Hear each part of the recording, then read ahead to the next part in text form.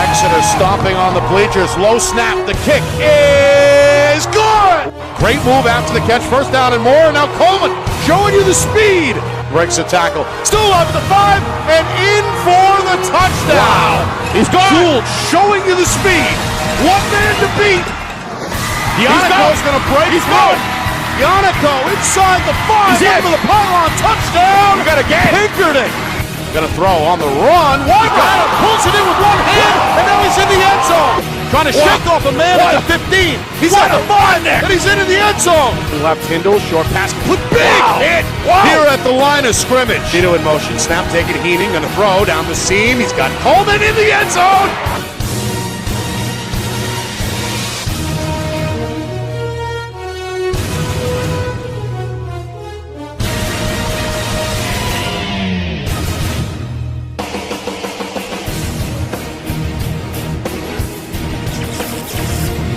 Well, hello everyone, and welcome here to Exeter.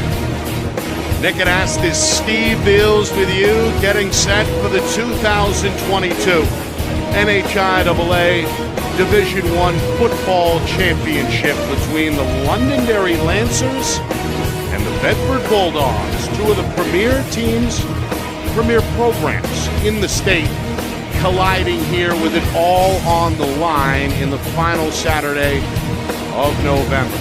We're expecting a monster crowd, and already supporters of both teams have made their way into Bill Ball Stadium and continue to fill up these swelling stands along the sidelines, along both sidelines. A gorgeous day for football. The sun is out, and two teams coming in red hot. Londonderry, the defending champions under head coach Jimmy Lozon, looking for their third state championship in the last 4 seasons. On the other side, Bedford, led by head man Zach Matthews. They're back in the championship for the third time in 6 seasons. So each of these schools know what time it is. A lot of speed down there on this turf field this afternoon, and one thing we know, Steve, we're in for one heck of a contest. No question about it, Nick. This is very exciting when you have these two types of high-power offense football teams in nice weather on a turf field. You know you're going to get a great game.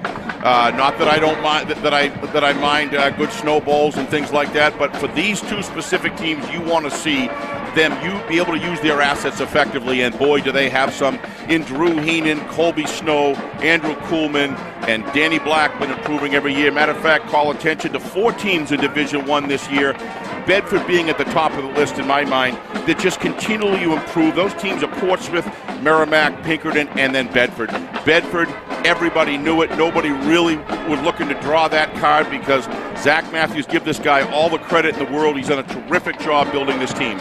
Londonderry, on the other hand, they've just been doing it all year long. They have a habit of getting a little bit down or even or close, teasing us at halftime when we were doing other games with your scores, thinking it was tight, and then they pulled away at the end. This team finishes as good as any of them. Well, Londonderry, undefeated against in-state competition. An 8-1 regular season. The one loss was against Bishop Hendricken, one of the premier schools in New England. They're based out of Rhode Island, but again, against New Hampshire opponents, no problem for Coach Lozon and his squad. In this postseason, they won the division. They earned themselves a bye in that round 1. And in the quarterfinals, held off a stubborn Merrimack squad by a score of 21-7. Then same score last weekend in the semifinal against longtime rival Pinkerton. Bedford, they played in that first round. They've got 3 games under their belt in this tournament, and they are yet to allow a point. 3 straight shutouts. That followed a week 9 loss against Merrimack that ended Bedford's regular season at 6-3. But 28-0 against Wyndham on the road in round 1.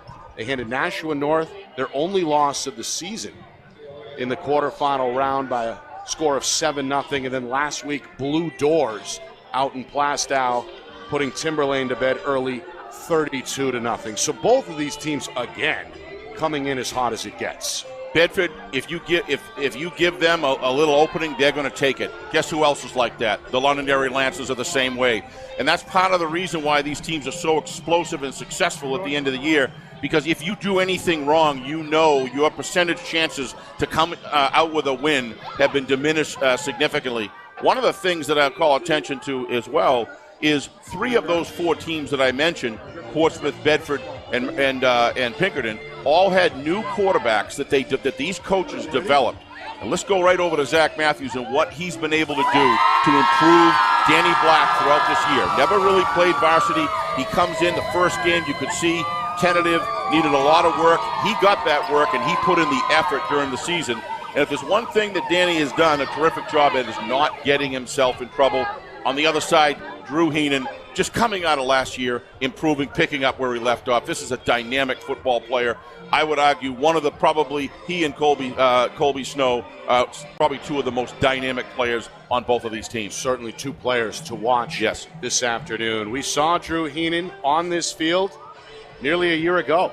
As a junior, Londonderry in the championship game against Winnicott. As you mentioned, Heenan, a good story. Kind of thrown into the fire midway through his junior season due to the injury to then senior Aiden Washington. Played well the rest of the way, and obviously played well in the championship through 2 second-half touchdowns in that game for the Lancers as they handed Winnicott their only loss of last season. And then again for Bedford, you got Zach Matthews coming in on the heels of Derek Stank, who brought 2 Division I championships to the school for Bedford back in 2016 and again in 2018 before Coach Matthews took over. They would love to add another to the trophy case. It would be their 3rd, as I said, in the last 7 seasons, and it's their 4th championship appearance since 2014. Well, you go back to the beginning of Bedford in 2007 when they opened, they had a JV team, and then they developed into a varsity team once the junior and senior class became filled in there after the 2 years. And they were in Division III at that time. Right. Couldn't win a division championship in Division III. Went to Division II. Got to the finals. Played, I believe, Winnicott, or that was. I'm pretty sure that's the finals. Lost that game, and I believe at that time was Division II. And so no championship, but always had a tremendous defense. The leader of that defense was Derek Stank. This guy was a special guy. He comes in, he wins 2 championships, and then goes to California, and you got Zach Matthews coming down from Kearsarge. And you look at the progression that he's done, it's been absolutely phenomenal. I've always talked about new coaches when they come in. It's the 4th year that it's the rubber year where you really begin to define culture. Zach Matthews and his players have made the very most out of that. And, of course, on the other sideline, Jimmy Lozon, still in his mid-30s, but already a veteran with an impressive resume. Now year number 9 at Londonderry. Of course, he's a Manchester West alum. Spent some time there on the coaching staff. Spent time at the college level locally with Division II St. Anselm, and has found a home certainly with Londonderry and has raised the bar over the last decade or so. Meanwhile, as we mentioned, this place filling up. Festive parking lot atmosphere about an hour or so ago with filling up. Both teams tailgating.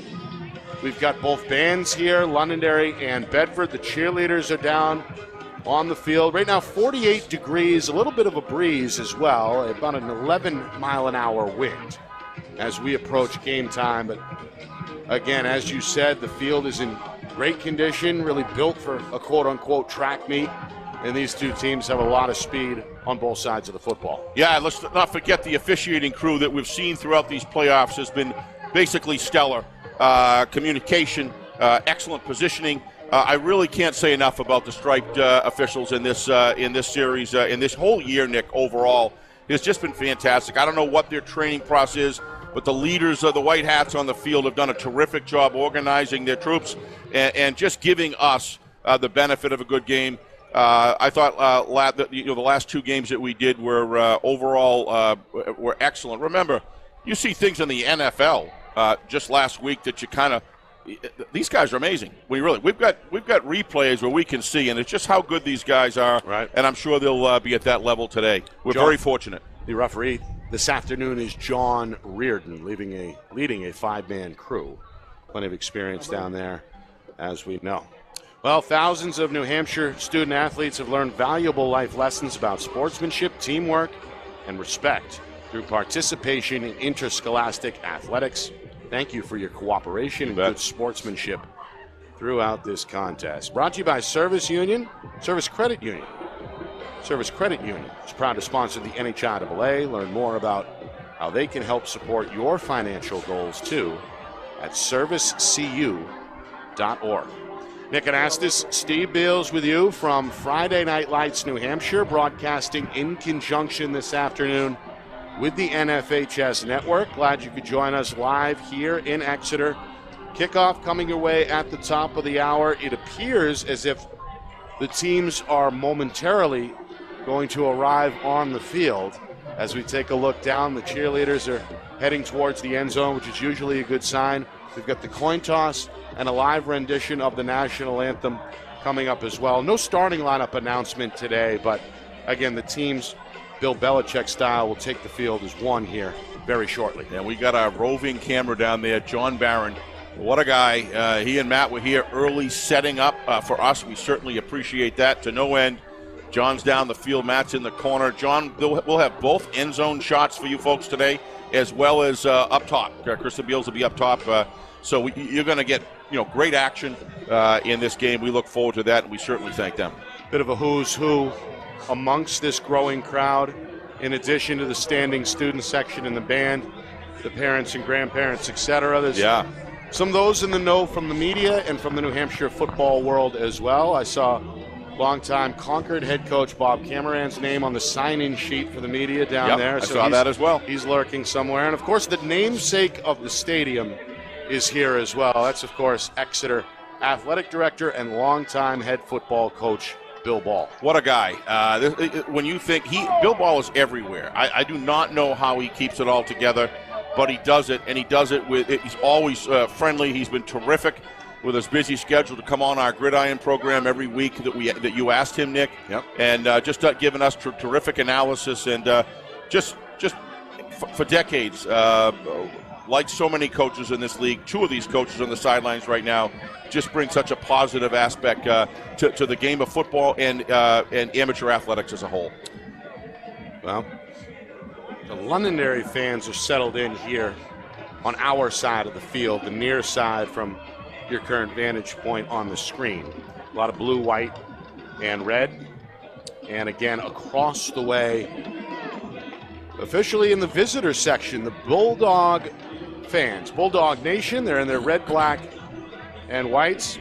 And both really student fan bases do well. They travel well, they're supportive, they come with the signs, the homemade signs, the cardboard cutouts, etc. So it's going to be either one side of the field after another, play in, play out, very loud, very raucous coming up here in a few minutes. Exactly, and let's give credit to the NHIAA who is running this event. A lot of personnel from all over the state coming in to make this game possible. We thank them, but in specific as it relates to football this year, I would argue a little bit of a courageous move there as the Bulldogs come on the field to go with a 13-team potential playoff picture.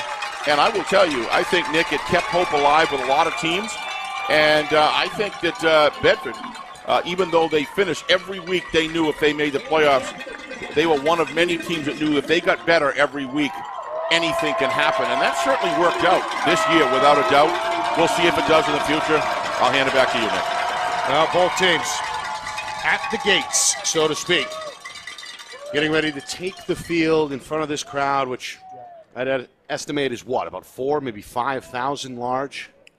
There's got to be 4, and the line is 3 wide and about 100 yards deep coming in here, waiting at the gate. So I would say by the middle of first quarter, this place could be jammed solid. It's almost, 3/4 of the way there. Yeah. And there's a lot of room around this field, and they're even walking along the fences here and viewing from there, trying to get a front line position. So very exciting. There's the Bulldogs in their road whites. They are the 10 seed. Of course, the tournament field was expanded this year from 8 teams to 13. Bedford 6-3 ended up as the 10 seed. And again, have really turned on the switch, especially defensively during this postseason run, yet to allow a point. And there is defending champion Londonderry, the top seed overall, following an 8-1 campaign, went 8-1 last year during the regular season before capturing the championship as well. Yes. Here they come. You can tell the crowd is here. Press box is shaking as the Lancer fans stomp on these aluminum bleachers. Here they come. They are led by one of the co-captains.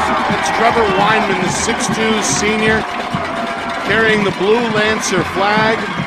Emotional player. Londonderry going to settle in along the home sidelines here in front of the fan base. Well, coaches coming by us, behind us here in the booth. Coach Donahue just came through, defensive coordinator for the Bedford Bulldogs. I've heard a lot of chatter throughout the league of what a terrific job he's done for Zach Matthews on their defense. Coach Matthews told us himself how valuable Coach Donahue has been. Sean Donahue, of course. And, of course, our director this afternoon, Ben Beals, was a pupil of his. Ben and Matt, our cameraman, were both of them, right? Both pupils, and thought the world of them. Certainly in the classroom, young men are desperately needed to be in teaching, and they really appreciated, him as their leader in the classroom. And boy, I'll tell you, he gets it done out on the football field on the defensive side for sure. There's referee John Reardon greeting the Lancer captains. I believe, Steve, the order here is going to be national anthem and then coin toss. That's my understanding. Looks like the captains are ready to head to midfield, so we'll have to see which is which here. We're going to get a live rendition of the national anthem, the Londonderry band amongst the spectators in the crowd, ready to perform the national anthem, and we'll send it down to the field. Yep. Our broadcast today, as it always is brought to you by Beals Insurance Agency, with locations now in both Bedford and Londonderry. Whether you need home, auto, or business insurance, Beals Insurance will get you both the price and quality coverage that's right for you. Just call 603-471-9999 or visit BealsInsurance.com to request a free quote and start saving money today. Again, that's BealsInsurance.com. Hey, I'm Chad, the owner of New Hampshire iPhone Repair. We're New Hampshire's most trusted and affordable repair shop for your iPhone, iPad, iPod, and even Android needs. Don't worry, we're affordable, reliable, and we back our parts with a lifetime warranty. And you know what the best part is? No, what? We can repair your phone while you wait. I know, that's why I'm here. Oh, I know, Mrs. Green. Here's your iPad, good as new. Bring your phone into New Hampshire iPhone Repair today. I'm Travis Kelsey, and this is Zen Water. The perfect alkaline water for sports hydration and the only water that's in a bottle that prevents ocean pollution. Ultra pure alkaline water in a bottle that prevents ocean pollution. Why would you drink anything else?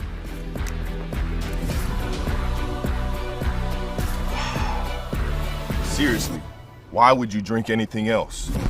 The New Hampshire Tomahawks promote the highest level of club lacrosse competition, not just in the state, but in the country. Looking to get recruited? Director Chris Cameron keeps an open dialogue with the nation's top college lacrosse coaches. Over 400 New Hampshire Tomahawks alumni have played at the college level, including the ACC, Big East, Big Ten, Ivy, NESCAC, NE10, and more. New Hampshire Tomahawks coaching staff has over 100 coaches, including current high school, varsity, and college coaches. The Tomahawks offer training for players of all ages, clinics, camps, and leagues, along with spring, summer, and fall elite teams. So play with the best. The New Hampshire Tomahawks, showcase and development for college lacrosse. Visit NewHampshireTomahawks.com and girls.nhtomahawks.com. How can you reach your team's fundraising goals at no risk and no cost? MG Sports offers a variety of products to make your team's fundraiser a success. Their products include tickets and discount cards to hundreds of local businesses. MG Sports now has a digital platform where athletes can raise funds in the comfort and safety of their own home. Don't waste another season. Raise more funds than ever before and become another football program in New Hampshire that sets fundraising records every season. MG Sports, fundraising made easy. Visit MGSportsFundraising.com to start raising money for your team today.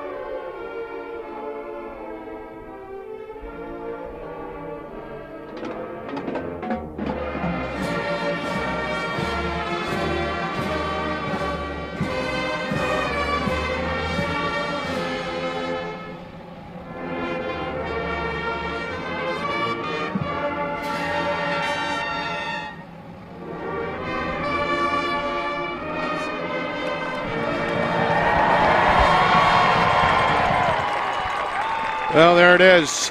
The national anthem performed by the Londonderry High School Marching Band under the direction of Serge Bolio. Another great job setting the stage here as we're getting set for the coin toss as we approach the top of the hour. Nick Anastas, Steve Beals with you from Friday Night Lights, New Hampshire, broadcasting in conjunction with the NFHS Network, live only on NFHSnetwork.com. All right, Steve, what's it come down to here? Give us a couple of keys both ways for Bedford and Londonderry. Basically, whatever assets that you need on the Londonderry side to stop Colby Snow, you've got to put on him. You have to make somebody else beat them. One of the advantages is Danny Black is not known as a running quarterback, but he is a very good pocket and does a nice job when he rolls as well, but not really a running quarterback per se. So with Colby Snow, the other one is Logan Sphere. You've got to shut down the middle and key on him. Make somebody else besides those two, have to get the job done for Bedford. So that's a key for Londonderry. The other key for Londonderry is continue this incredible special teams ride that they've been on and continue to win that third or that phase of the game. On the Bedford Bulldog side, as far as I'm concerned, you've got to get to Heenan. You've got to follow him. You've got to spy him. You can't let him have 95, 120 yards, Nick, in a game. If it is, it's very, very difficult to win.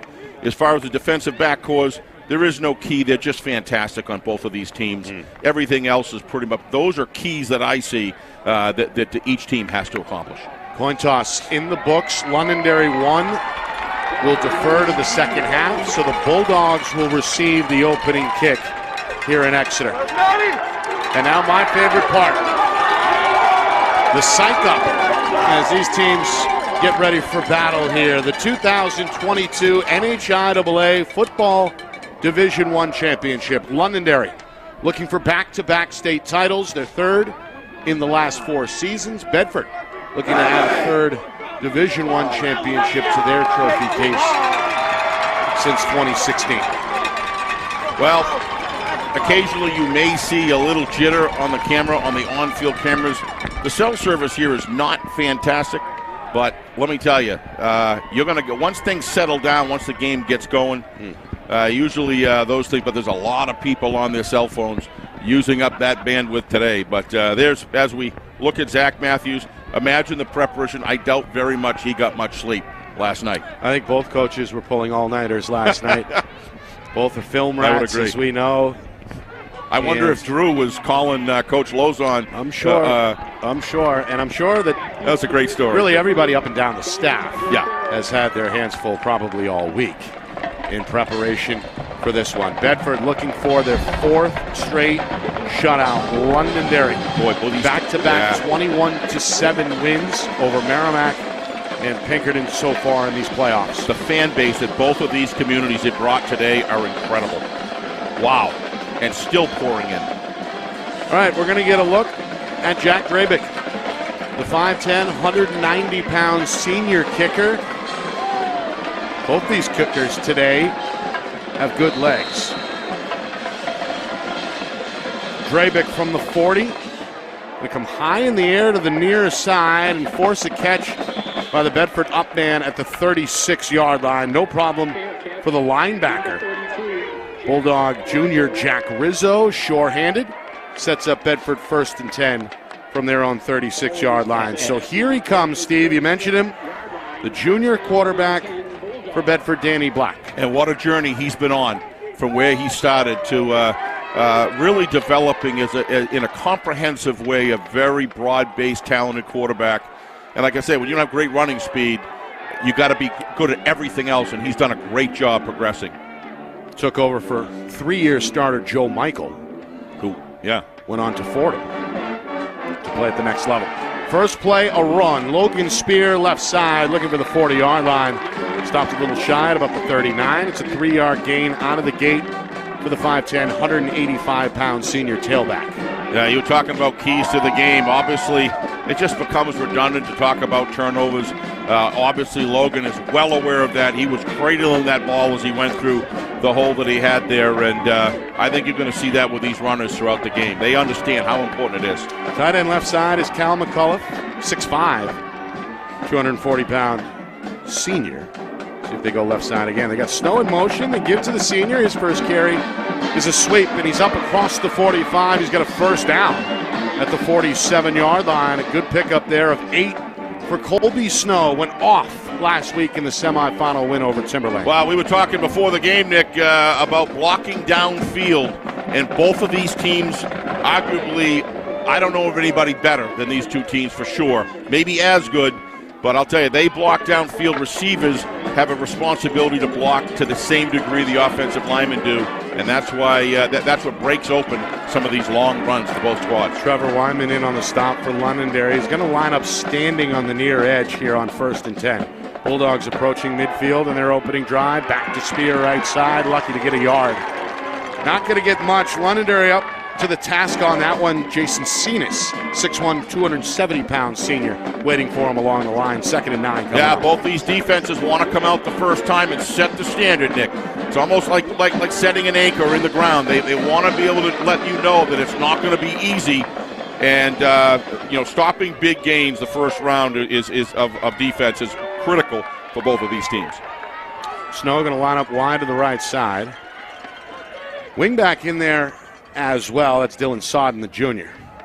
Going to hand to Sodden. He's going to come around the corner near side into Londonderry territory. Lean his shoulder inside the 45 before he's dropped at the 44-yard line. On the tackle, the senior defensive end, Mike Sampson. But another solid pickup there. Well, 2nd and long becomes 3rd and 3. You got a situation here right now where when they're running off tackle or at tackle, the Bedford offensive linemen are winning some individual matchups here. It happened on the Colby Snow run. It happened on that one. Over 2 minutes gone by. That's a good sign for Bedford. Bedford trying to continue the opening drive. 3rd down and 3 from the Lancer 43-yard line. Pistol snap, hand to Spear. Got room off the right tackle. He's got a first down. Some power running down to the 35-yard line for a gain of 8 and a first down. Yeah, nice run by Logan Spear, but he was allowed to go full speed, Nick, through the line of scrimmage. Again, watch the replay here. You're going to see the right side of that line close in. Number 68 taken out of the play for Londonderry. And anytime you've got the safeties and corners coming in to make the tackles, you know the O-line's doing a good job. Jake Ben, one of the big junior guards on that right side. Able to pave a little bit of running room there. Spear 3 carries. Maybe his 4th on the way here. 1st and 10. No, it'll be Snow's 2nd tote. Hit at the line of scrimmage. Keeps the legs turning. Gets his way down to the 32-yard line. Wrapped up by Nate Pedrick, one of these veteran seniors defensively for Londonderry, but a gain of 3 there to set 2nd and 7. He was basically met at the line of scrimmage, Nick, and he just barreled out 4 more yards. No doubt when it comes strength and conditioning time, I'll bet you he's up the top of the list on the leg press because he just carried someone probably has 40 pounds on him. He's a powerful, very, very terrific athlete and with power. Broke a couple of long runs. Highlight style last week against Timberlane, part of that 32-0 semifinal victory for Bedford. Spear going to get stuffed up inside the 30 against Cenas. Big number 68 waiting for him. They're going to spot him inside the 30-yard line, just shy of the 29.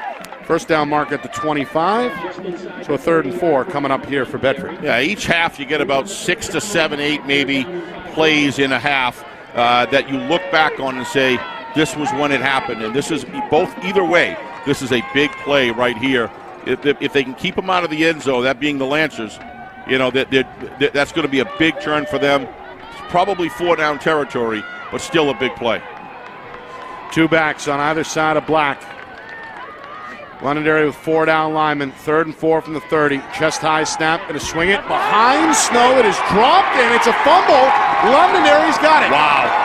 A backwards pass, live football, and it's snatched up by Trevor Wyman. He led his team onto the field before the game, and he comes up with the game's first turnover with 4.5 gone by in this first quarter. He's one of those players where he's everywhere you want to be. This is bad positioning here. You never want to throw a pass backwards. Colby was a little too far back on that play, but it was because of the good defensive penetration, and Wyman is everywhere. This guy is the emotional leader of the team, and that That is a big turnaround for the Lancers right there. Bedford seemingly going downfield almost at will with a sound clock-burning running drive, and then look where we are right now, back in Lancer hands.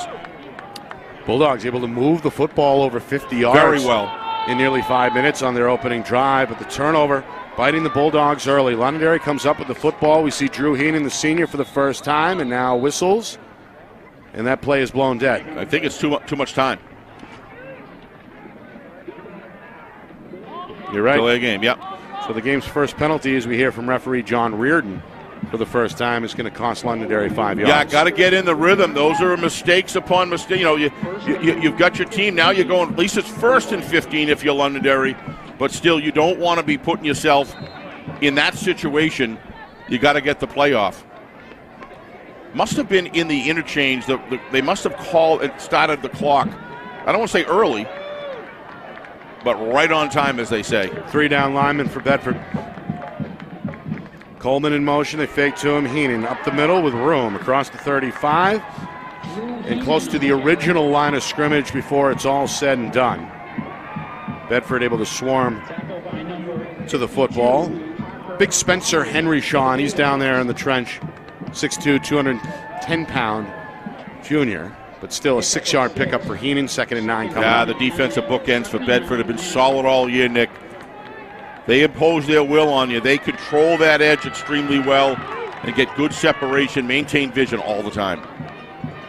2nd and 9, Heenan from his own 35. Movement up front against Bedford. That's a big play right there. That just neutralizes the former penalty, Nick. Now they got 2nd and 4? Kevin Sheridan jumped early, the big 6'3" junior defensive end, looking skyward in frustration. Yep. So we've seen a penalty now both ways, both of the 5-yard variety. Londonderry is going to see the ball get advanced up to the 44-yard line here. The first down marker is at the 48. Yeah, cadence has been very much front and center this year. I think a lot of it comes from some of the training they're getting from various camps around here that are doing a terrific job. Trevor Knight being one of them for sure. Yeah. What a terrific job he's doing at camps. A lot of these quarterbacks have got counsel and training from him, and I think cadence must be at the center of that. With any other camp, it just works. Trevor Knight, the quarterback whisperer. Meanwhile, a handoff up the middle is going to be shut down. That's Parker Bromley. He was waiting in the hole and able to shut that down quickly. The 6'1", 230-pound senior linebacker. That's just reading your keys big time. Look at that. Look at that. Scrape, come right off. Terrific job balling up. Does want to get the tackle down a little bit lower, but if he can. But that's still very, very good football. Terrific job. That's a big play right there. Just a 2-yard gain. 3rd and 3. Heenan going to look left, going to throw. He's got Coleman for a first down. Into Bulldog territory, spun down close to the Bedford 40-yard line. Well, one of the things you look for in a quarterback is quick release, and after they read, and boy, he's got both of them in Drew Heenan. Look at that. Watch the quick release. Bang. Knew exactly where he wanted to go. He saw the spacing that he had, and he just delivers it so quick there's no time for the DBs to recover, Nick. Coleman, who was a big part of that championship victory a year ago, 2 touchdowns against Winnicott, gets his first catch, able to pull it in overhead for a 14-yard pickup. 1st and 10, Londonderry at the Bedford 40. From the far hash, Heenan, shotgun snap, handoff near side, flag on the play. This is Coleman trying to dig his way down inside the 40. Finally brought down by Bromley at about the 38-yard line, but there's a flag again along the line of scrimmage on the far side of the field. And a player down, I believe it's number 50, Mike Thistle. Down, he's in some pain with it looks like his left knee. One of the Londonderry juniors. If you're Londonderry, you got to be concerned about that. He's played terrific. Of course, Londonderry's been without one of their best two-way players all season. Ty Miles, or most of the season. And Ty Miles, the junior, went down with a leg injury. We did see him on the sideline last week in uniform, and again, he's here today in uniform but not expected to play. Yep. Coach Lozon, meanwhile, looking over the injured player. There's 2 trainers down there as well. It appears to be a leg injury. So we've got a stoppage here with just over 5 minutes remaining in this first quarter. Yeah, Coach Lozon looks like he's bending down talking to him. Usually you like to see a player get up a little sooner than that. That's a little concerning. Hopefully he's okay to miss a championship game. But a lot of times, Nick, when you get those extension runs, that took a lot of time to get back to the line of scrimmage, a lot of lateral movement. Right. And you got to give Bedford credit. They pushed the line of scrimmage and beyond to hold it from ever being able to really get across the line of scrimmage. They did a terrific job. Looks like they're going to get him up. We'll see how he looks a little gimpy as he's coming off here. You see the bleached blonde hair. That's a Londonderry theme. Yep. And Coach Lozon still standing with him. Remember, we're in the backdrop here of a flag that was thrown. I'm assuming the way that play developed. Okay. So that's the second Londonderry penalty as Tissel, with some assistance, makes his way over to the home sideline. So we get another look at that play. So, Lancers are going to be backed up 5 to the Bedford 45-yard line. We're going to redo first down with a 1st and 15 coming up here. Yep. Clock is restarted as we are taking inside of 5 minutes in the scoreless first quarter. Game seemed to be moving pretty, burning some serious clock when Bedford had the ball, but between the flags on both sides here, injuries and things of that nature, the pace kind of just is at somewhat of a standstill here. Bedford 3-down lineman showing blitz. 1st and 15, Heenan in the pistol. Snap taken, looks left, looks right. Throw, catch. This is Amaro. Another flag. And a gang tackle is takes place at the 42-yard line. But again, a flag thrown late in the area of the tackle. First grab for Anthony Amaro if it stands. Well, you see why Bedford's defense has not allowed a touchdown in 3 playoff games, Nick, which just is an incredible feat. I don't remember that for a long time, anybody doing in 3 playoff games, one of them obviously being the preliminary. However, it's still a playoff game, and you can see it right there. They are just picking up coverages, playing some very smart defense. All right, so they're going to pick up the flag. The result there, a 3-yard gain. I wonder if it's an illegal man downfield that they realize was eligible. I'm not sure. It sounds right. 2nd and 12. First grab for Amaro, the 5'8" senior. Clock ticking down to 4 minutes, first quarter. 2nd and 12.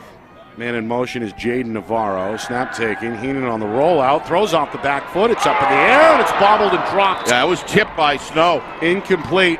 Trevor Wyman upset with himself at the 20-yard line, but you're right. It looked like Snow may have gotten a finger on that football. We'll see it here. Pretty sure he got a couple fingers on that ball. You'll see here. Just a terrific close here. What a great close. No, I don't know. Hard to say from there. It looked like it. But as you said, Trevor wanted that ball. Yep. And Drew threw a nice arc there over the defenders. It looked to me like they had a blocker out there that they had pulled in front of Drew. I thought he was going to tuck it and run, but he saw an open receiver and went for it. 3rd and 12. Heenan. The 4 receivers this time, 2 on each side. Bedford again with that 3-man front. Heenan going to tuck and run inside the 40, 35, hit at the 32, ball comes out, and Bedford's got the football. It's recovered by Rizzo, and the Bulldogs have come up with a takeaway. That's got that far section on their feet here. Bedford, they brought their fans with them. They're heard from really for the first time here inside of 4 minutes. You're going to see why he lost the ball. Watch the hit that Drew takes. He gets kind of wrapped, and then another guy comes in. I don't know who it was and hits. He's wrapped there, then bang, right there. 32. Looked to me like Jack Rizzo, right? Yeah, and Rizzo, the man who came up with the football. Yeah, we're going to see it here much better. I think it was Rizzo that came in. Here's the wrap. Bang, off the side there, and terrific defense by the Bulldogs. So down to the 30, turnover. Back to the 30, another turnover. 2 great teams going at it. 1st and 10, Bedford, drive number 2, able to move the ball more than 50 yards before giving it away on the first drive. Inside handoff, first touch for Dom Tagliaferro. And Tagliaferro is up near the 40. He's going to mark him at the 41-yard line after a gain of 8. Tagliaferro Taliaferro, one of these speedsters, 5'11", 170, the junior. Watch how quick.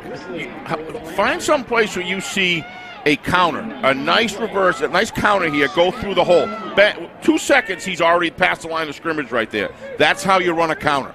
It's very difficult to block on the counter side because you're pulling resources of your line to get there. They not only got there, it just was the pace at which you got through the line was great. Dylan Risley, the tackle out of the secondary. Meanwhile, Spear, carry number 5. He's got a first down on 2nd and 1, up to the 44-yard line.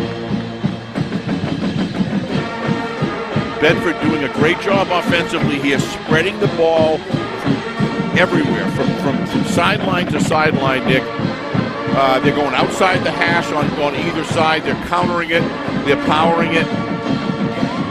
Good play sequencing to keep Londonderry not be able to flood any zone. They've got the defense of Londonderry spread out right now. 1st and 10. Got a tight end, a wing back, and a receiver here. Bunch near side. Going to throw over the middle. It's caught by Taliaferro. Oh, nice tackle. But he's quickly swarmed. Pedrick and company are right there. Also in on the play, Seth Doyon. Saw him go to the house. Oh, yeah. Last week. Part of a special teams play. They blocked the punt. He picked it up. And that wasn't a tip, Nick. You said it right. That thing was completely smothered. A two-hand swat. Two-hand swat right down. Ended up with Seth Doyon, and the junior took it the rest of the way. Part of a 21-6 win for Londonderry over Pinkerton. Looks like Dissel's trying to get himself going down there. Now he's back down to the bench. He's not ready to go yet. 2nd down and 5. Snap taken, handoff, stretch run. Spear met at midfield and dropped. Yeah, he did it again there. Nathan Pedrick, he comes up. Watch how he comes up and makes this stick against Logan Spear. Not many people do this to Logan Spear. Usually he usually trucks you, runs you right over. Look at that lift, drive, terrific tackling right there. That doesn't happen by accident. That happens from training all the way back into early August. A lot of these guys happens in the winter if they happen to be wrestlers. I don't know if he is. That's a great technique to learn how to tackle properly. Final 90 seconds, first quarter. 3rd down and 5 from midfield. Londonderry with 5 on the line. Handoff, Taliaferro, right side run. Hit and wrapped up. That's Pemberton. The big defensive lineman, Ryan Pemberton. 6'4", 230, the senior. Got him around the waist for no gain. Well, Nick, you're a strong believer that these two teams, we were talking before the game about defense being core and center of these two teams. Right now, you've been right on that one. They are just Xing one another back and forth. Scoreless. And it looks like they're going to go, Nick. Scoreless here, first 11 minutes of the game. Final minute, first quarter. Black to take a step back and pooch punt this one away. I just think this is a great thing to do in high school. Punts only go so far, even with a good punter at the high school level. It's down at the 16, no return. Nobody back deep there for Londonderry. That's a good special teams play by Bedford. They got a lot of yardage and pinned them beyond the comfort zone, if you will, that an offense likes to take over 25 or after. They got a little bit of room behind you. Bedford did a nice job there. Good job by Danny. Was that Danny Black? That was Danny Black. Yeah, nice We've seen that really statewide, especially this year. More and more. Quarterbacks appear like they're going to go for it, take that extra step back, and then show off the leg, as Black did there for Bedford. So Londonderry will begin at their own 16-yard line on their second drive. Of course, the first ended with a fumble moments ago. Keenan with the speedster behind him. It's Jake Shenna, 5'9" junior, yet to touch the football here. Going to put Wyman in motion, take the snap, they give it to Shenna, and he's got a hole. Going to tiptoe across the 20. Nice where he game. twirls his way up to the 22-yard line. Gain of 4 to set up 2nd and 6. Final 30 seconds, first quarter. Yeah, we'll see how conservative Coach Lozon is. I think there's a lot of respect for each coach of the other on their defensive capabilities. I would expect Coach Lozon to continue to work it conservatively on the ground, and with his great blocking group up front, probably not a bad idea. Final 10 seconds. A little bit of movement up front for Bedford, but everybody back on sides. Wyman now going to fan out slot left, and this may be Londonderry's not going to get the playoff. That is the end of the first quarter. No score, one turnover each way here in the 2022 NHIAA Football Division I Championship. You are watching Friday Night Lights New Hampshire, presented by Beals Insurance, broadcasting in conjunction today with the NFHS Network.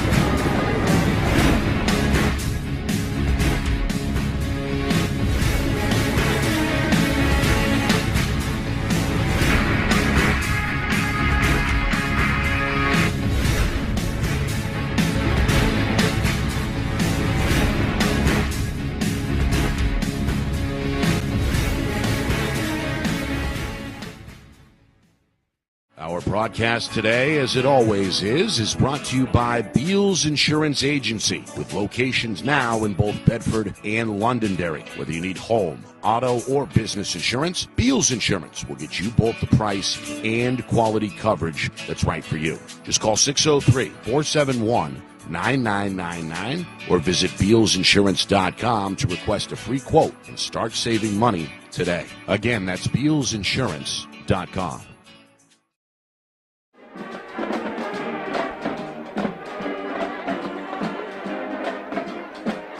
Well, our friends at Coca-Cola Beverages Northeast are proud to support the NHIAA and its championships. Learn more about our great partners at CokeNortheast.com. NHIAA is also proud to use products from Wilson Sporting Goods. For athletes to perform their best, they require the best. And that's what Wilson has delivered for over 100 years. Learn more at Wilson.com. Nick and Astis, Steve Beals with you from Exeter.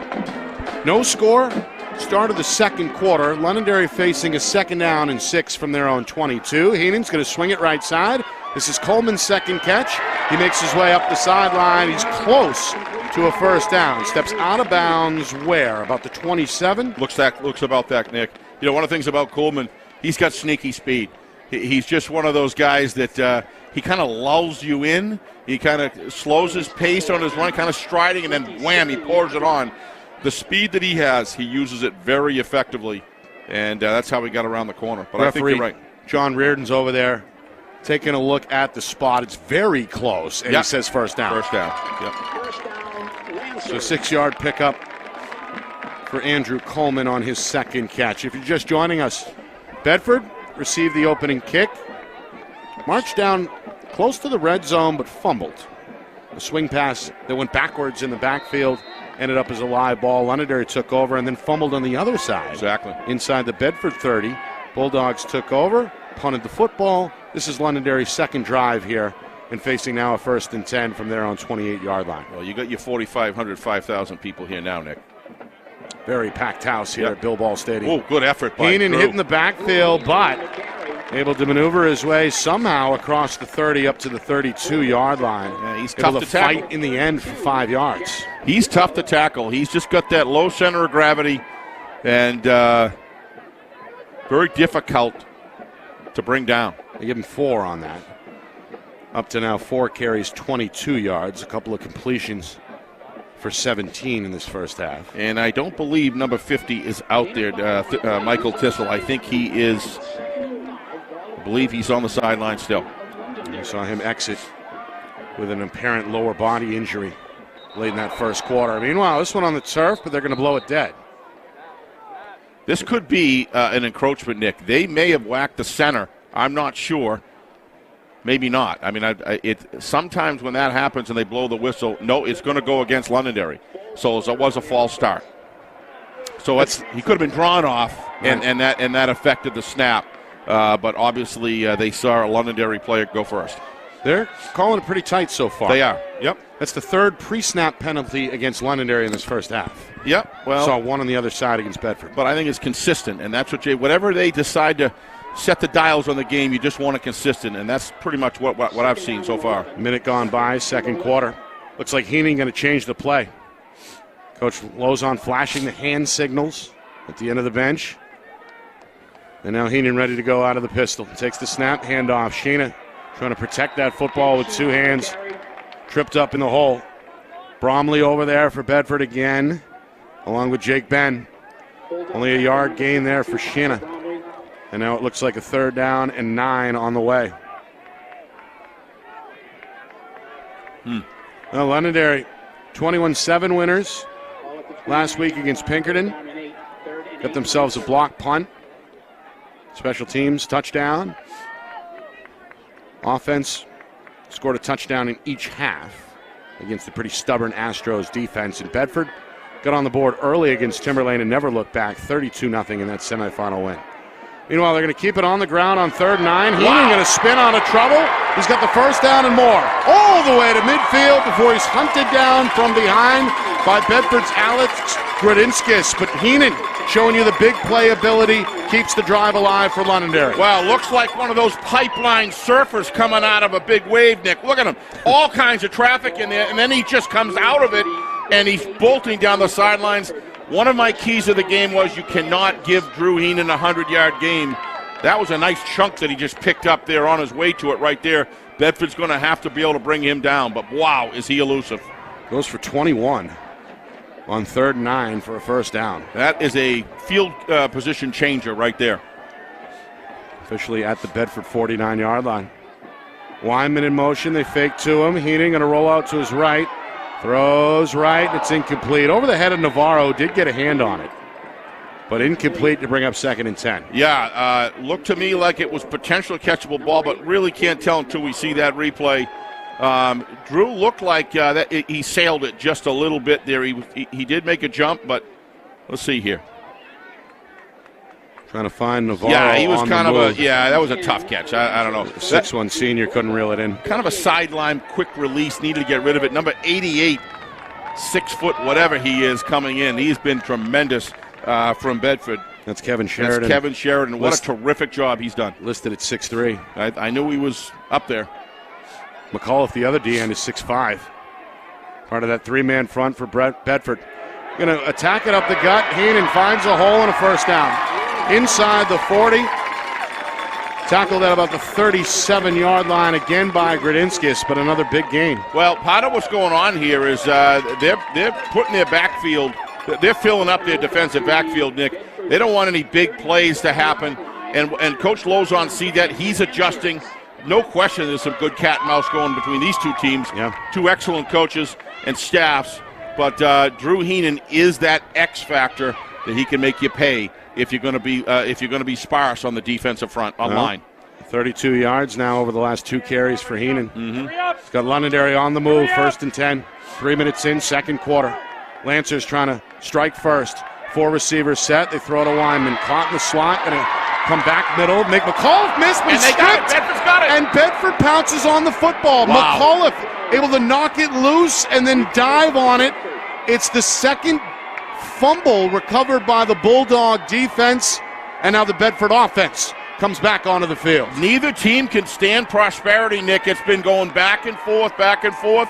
That looked like, just as the offensive unit looks like they're starting to dictate a turnover 3 times now, right? Or is it 4? 3 total. 3 total. 2 by Londonderry. And 1 by Bedford. And 1 by Bedford. So somebody is going to have to hold on to the football for the full course here, because both offenses have shown that they can get the ball moving, but they've given it away with very, very unfortunate turnovers for both teams. But Londonderry with 2 of them already. Wyman, he's recovered 1, and he's lost 1. Meanwhile, this ball is on the ground, and Londonderry jumps on it. What in the world happened there? Boy, we got to see this one, Nick. Paul Binder, the 6'6" sophomore, is there for Londonderry. He'll be watching this game over and over during the week. That's a big thing for sophomore again. Let's see what happens here in the exchange. Looks like, fouled up by between Danny and Logan Spear, and just was a mechanical mistake, mechanical breakdown. Ultimately, your quarterback has got to hold on to that ball and control it.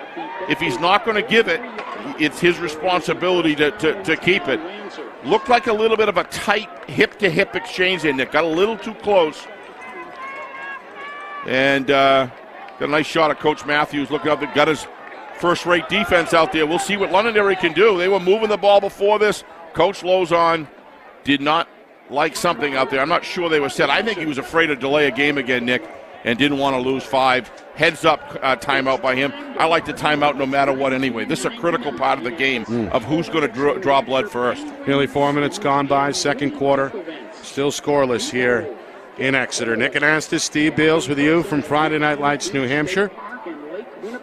Of course, broadcasting in conjunction with the NFHS network, and an injury update coming up in just a moment. But a reminder that injuries and illnesses don't have appointments, so neither should you. Convenient MD is ready for whatever brings you. 8 a.m. to 8 p. 7 days a week, no appointment needed. Over 30 locations in the region. Expert care for both kids and adults is just around the corner with Convenient MD. So, both teams have now turned it over twice, all of them of the lost fumble variety. And Londonderry is back on the field and on the attack, basically in the spot that they were in a moment ago. 1st and 10 from the Bulldog 33. Sheena on his third carry spins up the A-gap. Knocked down by McCullough after only a yard, 2nd down and 9. Watch this linebacker core. They just bring it. I believe that was Jack Rizzo again. He is not a big frame, but I'll tell you, he plays like it. Watch this, the speed, agility, and power. Look at that. That is a great. He's going to take on that lead block. Yeah. And he plugged up the hole, nowhere to go, and his support staff came in to take care of it. 2nd and 9. Option. Shenna in space, trying to show you the speed along the sideline. Steps out shy of the 25. Yeah, waiting for his block to develop. And now 3rd and 3 coming up. One of the things I think Londonderry and Bedford do is better than, or as good as anybody else, maybe even better, is downfield blocking. He got it right there, and Shenna was smart to wait for that block to develop because he knew he had a good angle. He drove him out of the area of the play, chose the right path outside, and maximized the yardage available. Evan Shabati, the senior, able to force him out of bounds out of the secondary for Bedford. So 3rd down and 2. After an 8-yard pickup there by Shenna, they keep it with Heenan. He goes up the middle, and he's got a 1st down inside the 20 before he's stopped by McCullough down around the 19. Yeah, I mean, he's just so slippery, Nick, when he goes through the hole. But that's all by design there. They had a guard, looked like to me like the left guard was pulling, and he went right down and created a seal on the defensive tackle of Bedford. And watch this. Watch the pull coming downfield here. And then he's actually got Wyman in there as well coming across. That's a nice job of blocking. I like the design of that play. Very difficult to stop when you got Drew Heenan with the ball. It's the first trip into the end zone, red zone, for either offense. Londonderry want to get in the end zone. They hand on a jet sweep. Navarro going to weave. Still inbounds inside the 10. And he's finally forced out of bounds where? At about the 7, make it the 8-yard line. Here I go again, Nick. Number 71, number 25. Pemberton and, bear with me, Pedrick. Watch the blocking downfield of Pemberton. Watch this seal block that he gets. You can't really, there he is right there, blocking number 44. You take him out of the play on that side, you've got good chance of getting some yardage. Matt Carroll, the junior wide receiver, threw a pretty good block there as well. Sorry I missed him. I'm trying to get everybody I can. Nearly 5 minutes in, second quarter. Got a 1st and goal for the first time this afternoon. Ball at the 8-yard line. Carroll in motion. They fake to him. Heenan up the middle for a Londonderry touchdown. No flags. The senior going to take it in from 8 yards out, and the Lancers strike first, 6-0. 4 turnovers, Nick. 2 and 2, right? I got that right? And then finally Londonderry's the one that draws from that turnover. I kind of had a feeling that was a costly one, given the location on the field and given the nature of that era. It wasn't like a good, solid run. It was a breakdown. It was deflating, really. That's exactly what I was trying to say there. Defense had to come right back on to a short field. Yeah, and just one play. Lancers are without Tissel. Great linemen, but they've got the depth to be able to come in and fill that gap to some degree. The junior offensive lineman on the sideline in crutches, not expected to return. He's cheering on his teammates, though, as Londonderry adds the extra point off the right foot of Jack Drabick. and it's 7-0 Londonderry nearly 5 minutes into the second quarter. Londonderry will burn you downfield. They will burn you with their other runners. But if you're going to cover everybody else and you're not going to key on Drew Heenan, he's going to make you pay between coach and quarterback. And they're good at this, and they love blocking for him because he always gets maximum amount. He squeezes every bit of juice out of the lemon, Nick, and he gets the yardage. I would say he's got to be over 50 yards already, would you not? At least. Who's right? Drew Heenan. I can tell you in a second. Oh, I knew he could. Nick does about Nick and Ben do about 11 things here at once. I've got him for 68 in the touchdown. I sit here with my hands in pocket and get to watch the game and do color while these guys are doing an incredible job, both of you guys. Unofficially, 8 carries, 68 yards, and a touchdown on the ground for Heenan. So 2 for 4 through the air, 17 yards. 68, not 58, right? 68. Yeah, so I mean, you were close. He's on his way there to 100 yards, and when he's getting over 100, that's not good for the opposition.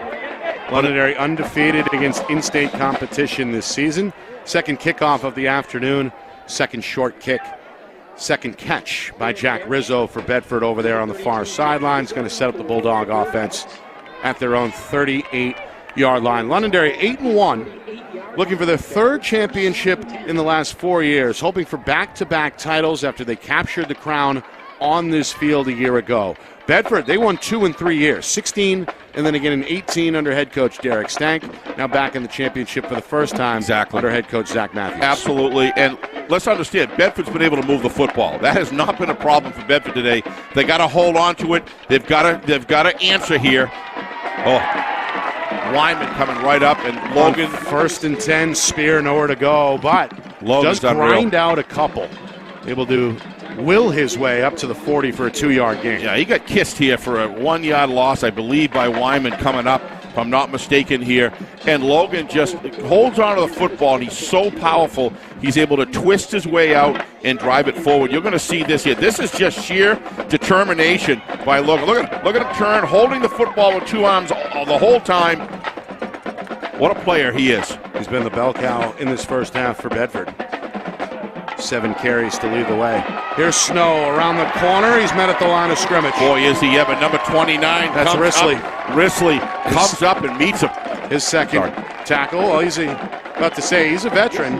Part of that starting defensive unit a year ago as a junior. Quite a ball hawk out of the safety spot. Well, that's just holding your gap and saying you're not going to defeat me. And boy, when you can do that to somebody like Colby Snow, you've come to play a championship game today.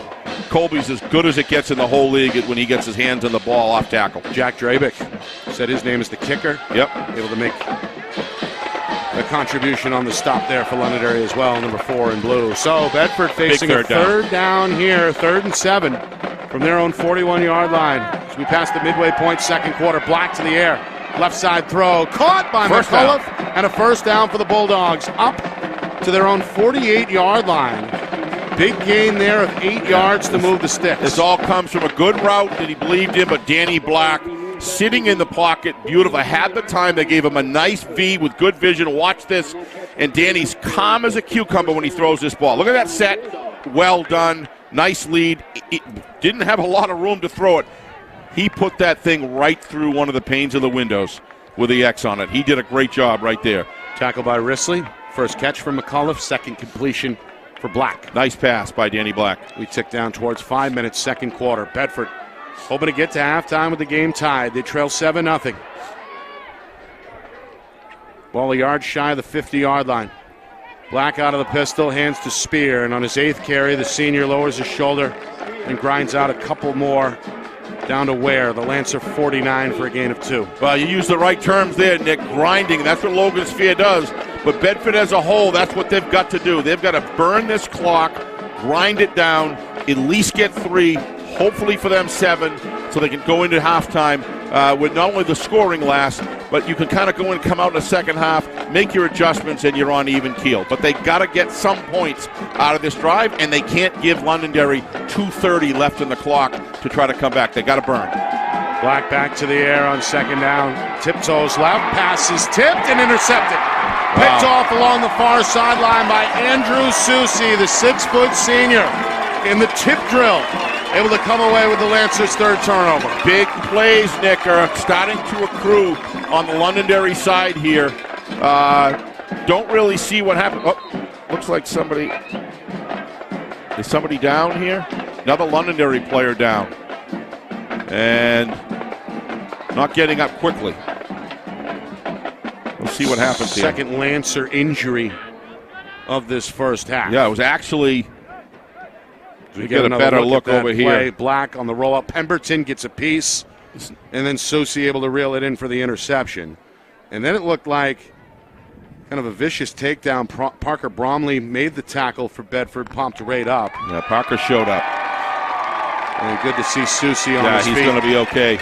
He took a shot. Yep. Went down kind of hard. Didn't really have anything to break his fall, and he went down pretty hard. And Bromley may have landed on the ball. Could very well have happened. So if there you're Londonderry, there's the cane, Steve. The defense likes to wave that around after a turnover. He raises it above his head as he comes to the sideline. It's been a tradition going back a few years. Yeah, but they got all kinds of them here. Their entrance into the field, especially at Lancer Park, is something to watch. Something to watch. That whole entry. Right? Bedford Bulldogs do the same thing. You go there, it's always a packed house. Both of these teams have great crowds that show up for them week in, week out. And frankly, two of the funner teams to watch. Yep. A lot of speed on both sides of the football. They're well coached. But we have another turnover. 3 turnovers by Bedford. And 2 from Londonderry. 5 combined in this first half. Heenan off to the races, a first down. Yeah, they're going to have to figure out. That was my first key of the game, Nick. Was you've got to stop Heenan, and you've got to stop Snow. Those are the 2 machines that really get it going. Logan Sphere is really important as well. But when you get Snow cooking, he's a big play breaker, just like this guy, Drew Heenan. And they're kind of like the spark plug of the offense. And they're going to have to do something here to slow him down. They're going to have to take some of their receiving assets off and start bringing some people up, because right now he's doing some damage. Pemberton is doing damage both ways for Londonderry. He threw a heck of a block on that one. Terrific player. Amaro as well from the wide receiver spot. Inside handoff to Wyman, tripped up. He tries to get back to the line of scrimmage. Sheridan was right there, no gain. I'm so impressed by these 2 defensive ends, Nick, of Bedford. We saw that over in Timberlane. What a stellar game that both of those gentlemen played. Just true football players. Have all the physical frame assets that you need, but it's more than that. They're well trained, they're well coached, and they love playing defensive end. They're very disciplined as well. Londonderry going to change the play. Coach Lozon calls for the audible. Watch Coleman here. Lancers stay in the pistol. Snap to the left to Heenan. Play fake and a throw deep down the middle. Amaro makes the catch inside the 10-yard line. I was half right. I knew that I could tell. I knew he saw that lane down either left or right. Remember I was talking earlier, they got to bring some assets up and control Heenan. That's exactly what they did. And what does Coach Lozon do? Changes the darn play and hits that seam outside, all the way down outside the hash mark, Nick. This is just great play calling by Coach Lozon. And boy, he got hit and he took it for the team there. 34-yard pickup through the air. That's just great response offensively on play calling to answer for what the defense put out there. Just a fantastic job. It's the longest play from scrimmage either way. I'm not surprised. Second grab for Amaro. Heenan up the middle, inside the 5, met by Shabati. He's inside the 2, I think. Along with Sheridan, they push him back. They're going to give him forward progress to the 2-yard line.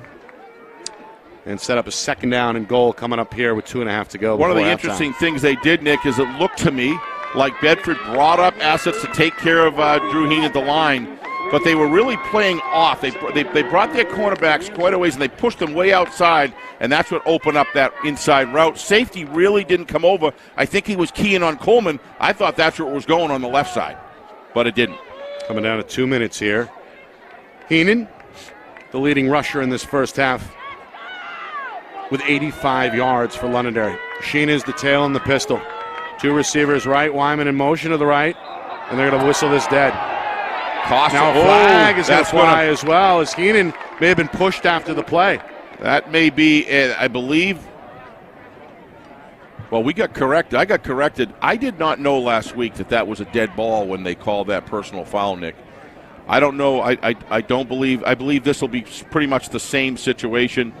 Well, they blew the play dead, and then looks like a false start against it. Yeah, because then Heenan took a hit after the play, but it wasn't. That wasn't the flag, I don't think. No, we got a false start first against Londonderry, and that's going to be the 4th penalty against the Lancer offense in this first half. Wow.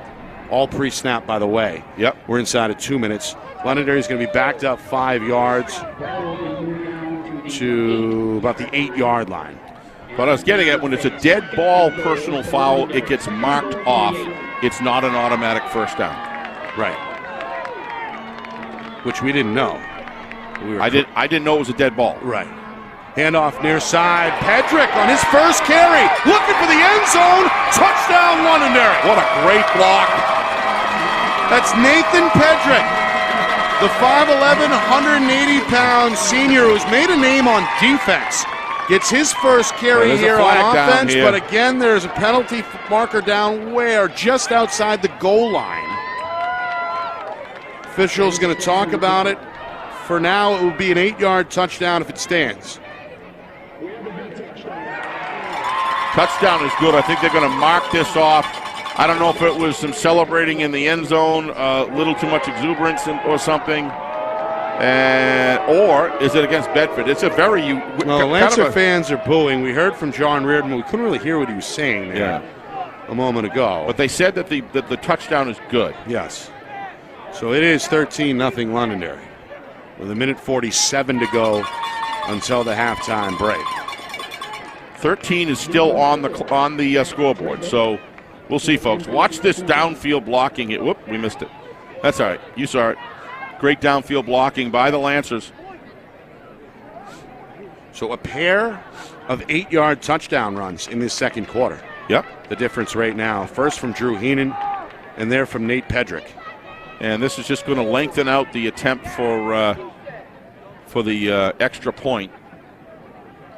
I haven't marked off the yardage yet. I don't know. They're still discussing this. This is a long delay. Again, a 5-man crew led by referee John Reardon. Well, all 5 are in on it, so...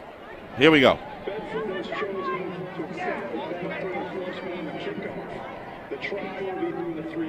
Okay, so excessive celebration. They have the choice. Yeah, that's what I thought. Is going to be tacked on to the upcoming kickoff. Londonderry, meanwhile, is going to attempt the extra point from regular distance. A 20-yard attempt coming up for Jack Drabick, who is already 1 for 1. He's kicking into the face of this 10-mile-an-hour wind. It's a good snap, a good hold. The kick is good as well. Wow. That's an important point, Dick. As the game goes on, that becomes quite important. You have to hit your extra points when you're playing teams of this caliber in the big game. Londonderry 2 for 2 so far, so good for Coach Lozon, who, as we know, really stresses special teams. Coming up at halftime, a look back at that first half, stats, highlights, and analysis. Preview the second half as well.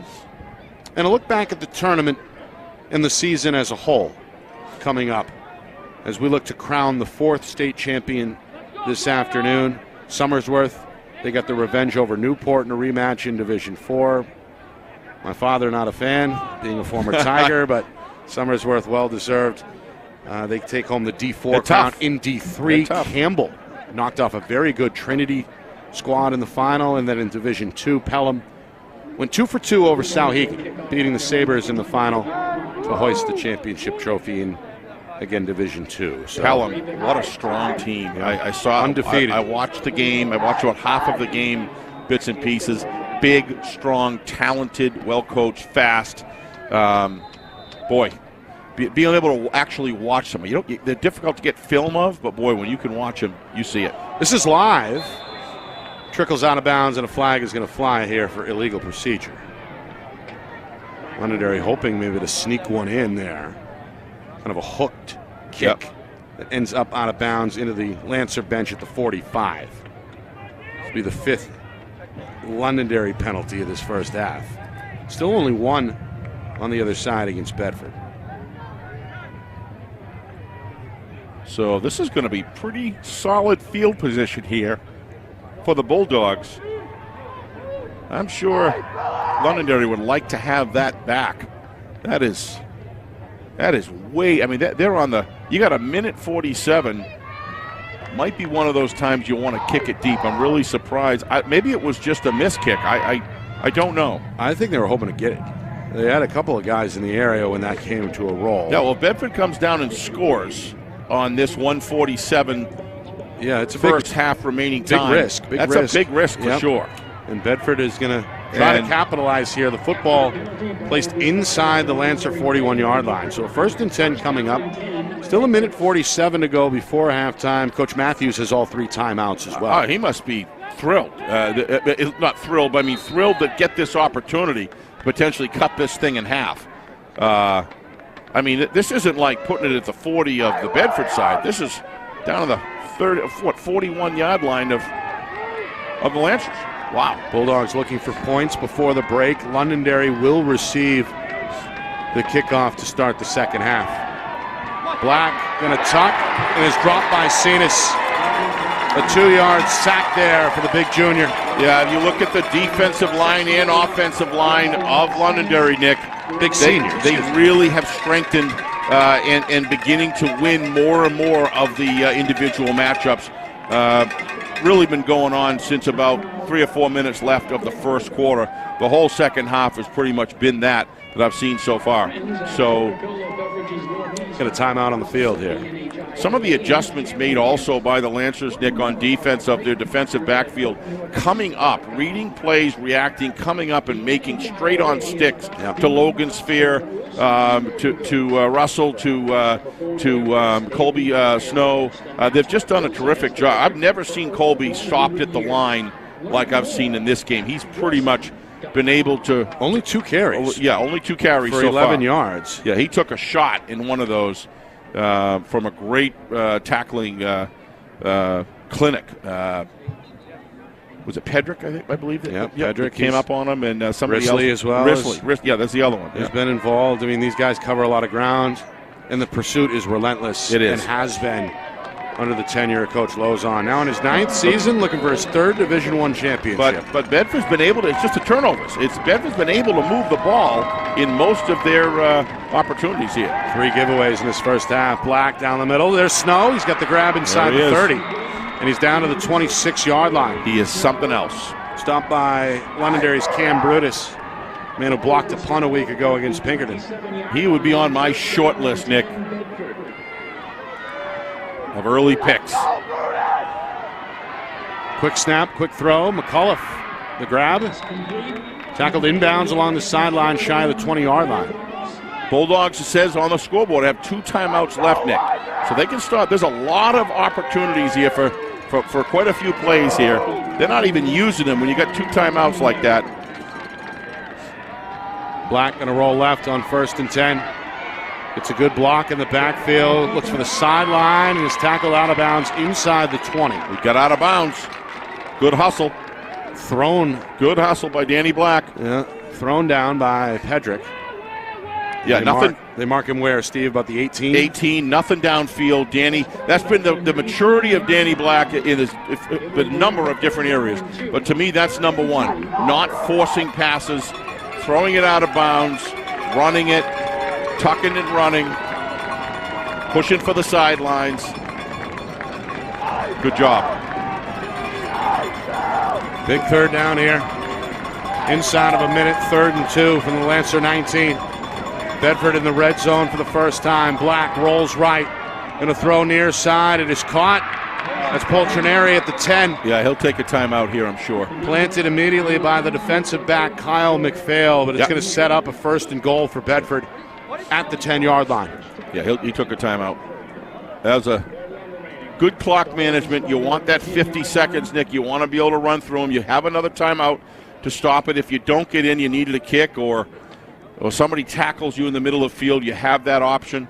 So that's a lot of ticks. Almost call it 50 seconds, 49.8. Remember, huge factor here is that the Bulldogs took over the kickoff on the 41-yard line of the Lancers, Nick.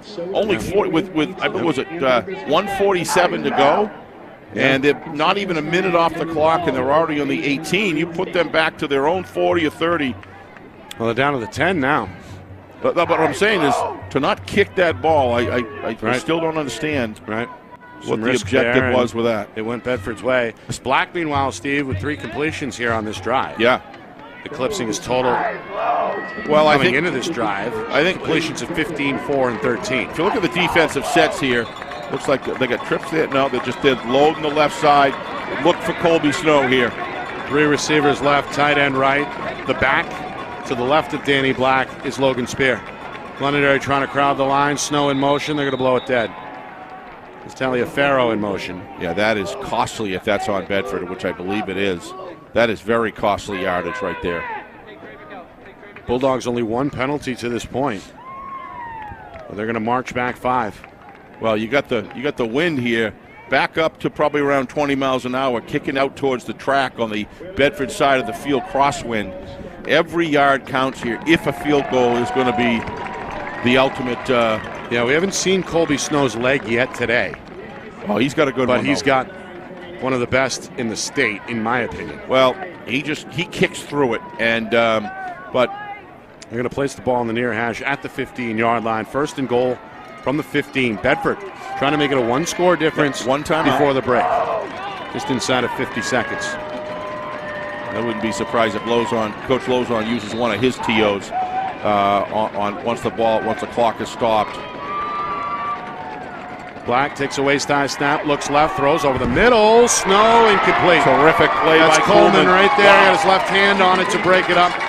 Force a 2nd down and goal coming up. Yeah, what you see here is again, Bedford go right down and score. One of the things that's apparent is when you start counting up big plays, Londonderry's got more. And big plays against 2 great teams is sometimes a difference maker. Obviously, we talk about turnovers. This is just outstanding defense. And boy, you can hang in there with Colby Snow. You're doing something. 2 of the fastest players on the field meeting up in the end zone there. Coleman and Snow. Same formation for Bedford. 3 receivers, strong side left. On 2nd and goal from the 15, 45 seconds. Snap taken. 2-step drop. Black with a clean pocket for now. Wyman, though, is going to sack him back at the 24-yard line. Yeah, we were just talking earlier about Danny getting rid of the ball, doing the right thing. Not the case there, Nick. That's 2nd down, not 4th down.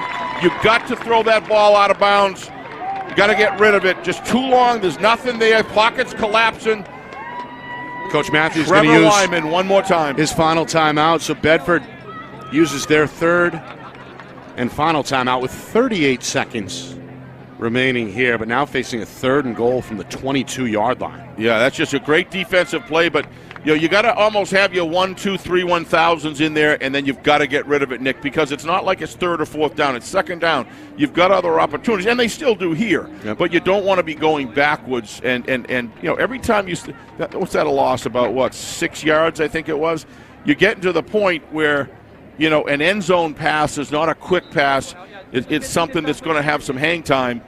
Danny Black's got a great arm. He can do it here. But you don't want to keep on going backwards, and now they're out of timeouts. They can't stop the clock. That opens up Coach Lozon for saying, hey, it's going to be deep in the zone or in the end zone. Coach Matthews, I think, just put in 2 plays into the huddle there. Yeah, no question. Going to have to with 38 seconds. But this helps Coach Lozon on defense, knowing that the clock is going to run on anything on the field. Lancers will bring 4 on the rush. Black they got it open. Out. Snow can't get there. Yeah, just too far. Danny did not have good vision there. He had... That's Taliaferro, the intended target, but overthrown, incomplete. And now Bedford facing a 4th and goal from the 22-yard line. They want to kick. We're talking 39, 40-yard attempt maybe from Colby Snow. I don't think that they'll do it. They may, but no, they're gonna keep Danny Black in the game. And they're going on the field, and the junior going to trot back to the huddle, so Bedford will go for it. But again, because of taking those sacks and losing that yardage, they're outside of out of a high percentage for Colby Snow. Points are important, even if it's 3, but maybe they can get 6 here. 4th down, Lancer fans stomping the bleachers. Black looking, throwing again into the end zone. A flag flies. It's incomplete. Was that a flag or was that? I didn't see a flag. No flag. No flag. Incomplete. 2 Lancers in the area defensively. Snow the intended target. Did the Lancers get a piece of that ball or not? I don't mean on the throw. I'm talking about on the reception. Did they get – Wyman was there. Yeah, he got – what a terrific play. Yeah, that's again, McPhail. Kyle McPhail. What a terrific play. Gets his right hand on the football to knock it away. But this is where I was talking about. You're back on the 30-yard line. Plenty of sail time now, and the ball gives that great defense a better opportunity, higher percentage of deflecting the ball, which is exactly what happened. Heenan's going to take a knee and bring us to halftime.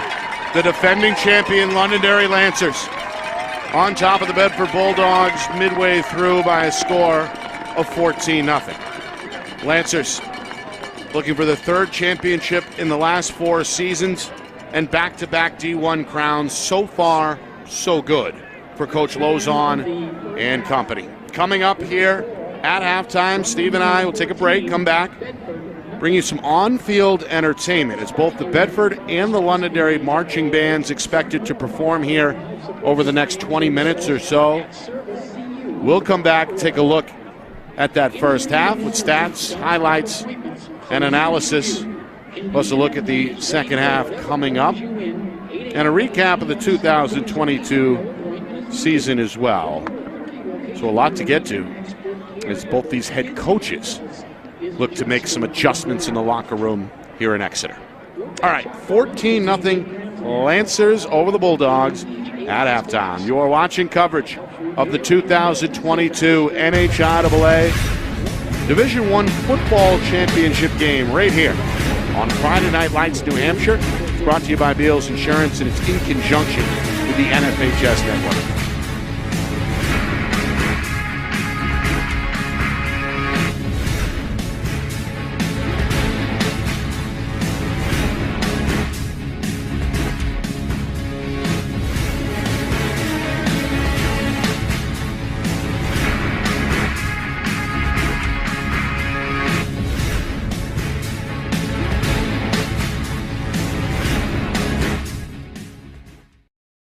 Broadcast today, as it always is brought to you by Beals Insurance Agency, with locations now in both Bedford and Londonderry. Whether you need home, auto, or business insurance, Beals Insurance will get you both the price and quality coverage that's right for you. Just call 603-471-9999 or visit BealsInsurance.com to request a free quote and start saving money today. Again, that's BealsInsurance.com.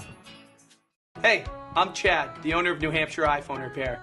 We're New Hampshire's most trusted and affordable repair shop for your iPhone, iPad, iPod, and even Android needs. Don't worry, we're affordable, reliable, and we back our parts with a lifetime warranty.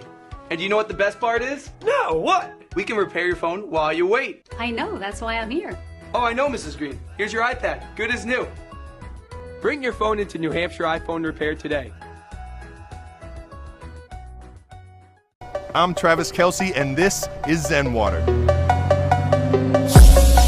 The perfect alkaline water for sports hydration and the only water that's in a bottle that prevents ocean pollution.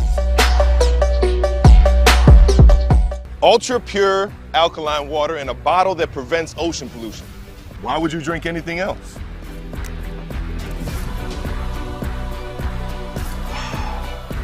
Seriously, why would you drink anything else? The New Hampshire Tomahawks promote the highest level of club lacrosse competition, not just in the state, but in the country. Looking to get recruited? Director Chris Cameron keeps an open dialogue with the nation's top college lacrosse coaches. Over 400 New Hampshire Tomahawks alumni have played at the college level, including the ACC, Big East, Big Ten, Ivy, NESCAC, NE10, and more. The New Hampshire Tomahawks coaching staff has over 100 coaches, including current high school varsity and college coaches. The Tomahawks offer training for players of all ages, clinics, camps, and leagues, along with spring, summer, and fall elite teams. So play with the best. The New Hampshire Tomahawks, showcase and development for college lacrosse. Visit NewHampshireTomahawks.com and girls.nhtomahawks.com. How can you reach your team's fundraising goals at no risk and no cost? MG Sports offers a variety of products to make your team's fundraiser a success. Their products include tickets and discount cards to hundreds of local businesses. MG Sports now has a digital platform where athletes can raise funds in the comfort and safety of their own home. Don't waste another season. Raise more funds than ever before and become another football program in New Hampshire that sets fundraising records every season. MG Sports, fundraising made easy. Visit MGSportsFundraising.com to start raising money for your team today.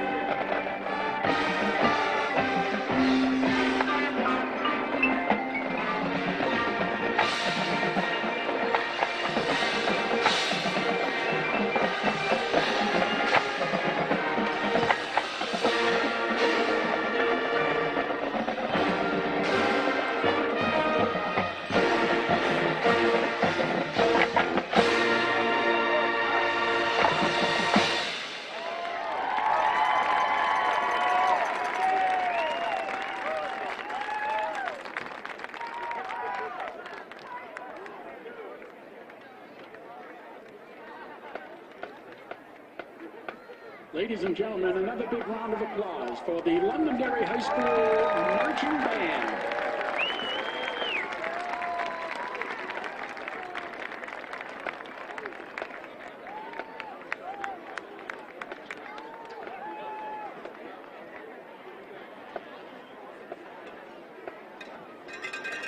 It's time to party like it's 1999 at the Special Olympics New Hampshire Penguin Plunge and Winnie Dip events. Be bold, get cold. It's back in person at Hampton Beach State Park and Lake Winnipesaukee. Find the details and register at sonh.org. The New Hampshire National Guard is proud to sponsor NHIAA student athletes. Like our competitors today, members of the Army National Guard don't give up and they do whatever it takes to achieve success. Find your success in the Army National Guard. Visit nationalguard.com/NH.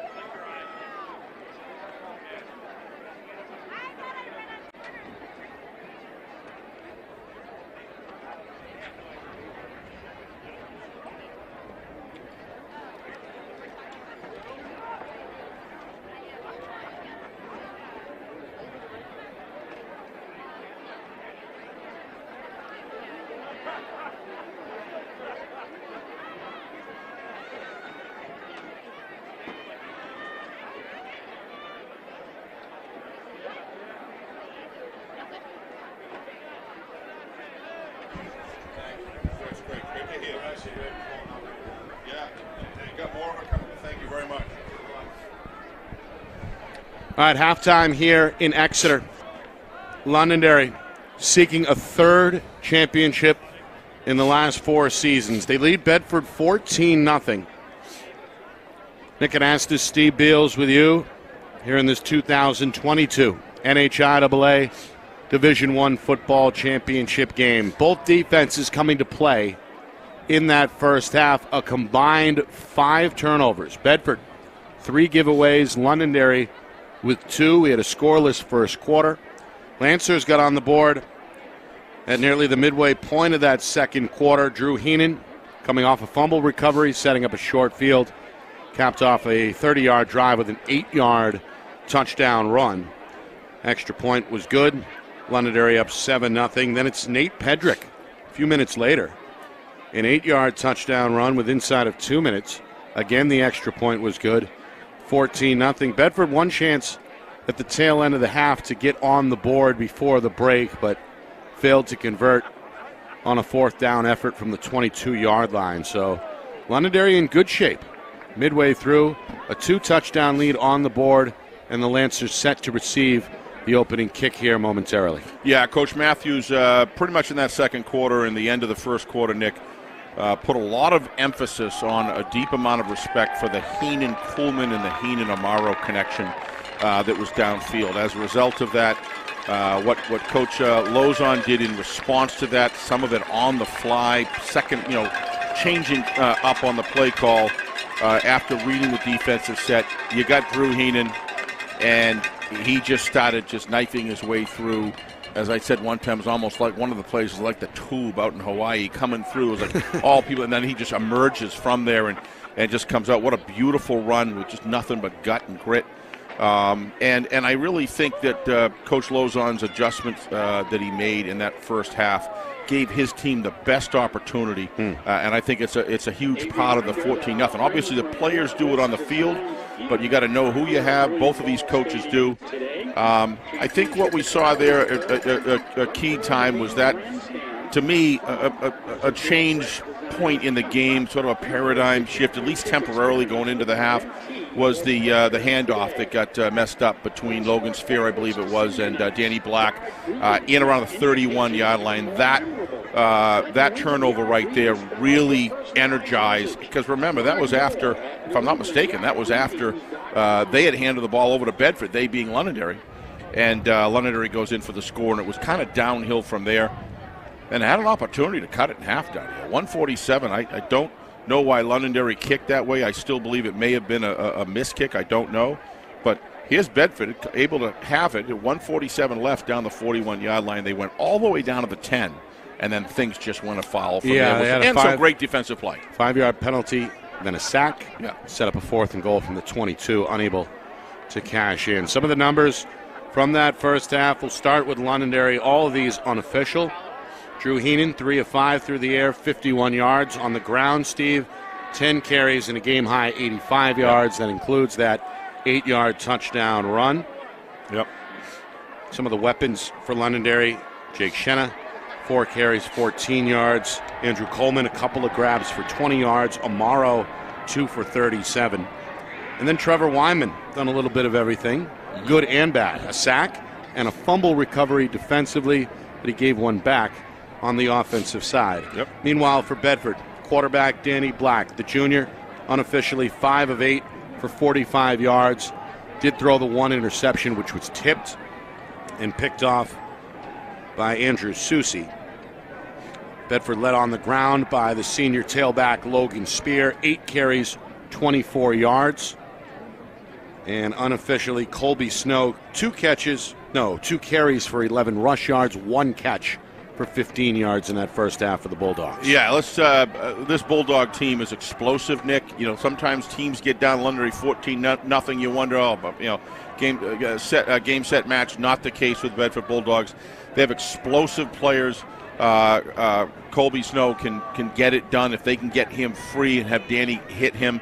I think that Londonderry began to tighten down on Colby a little bit. So first part of the game, he was getting some big yardage. So they got to find a way of getting him free, and got to play mistake-free football.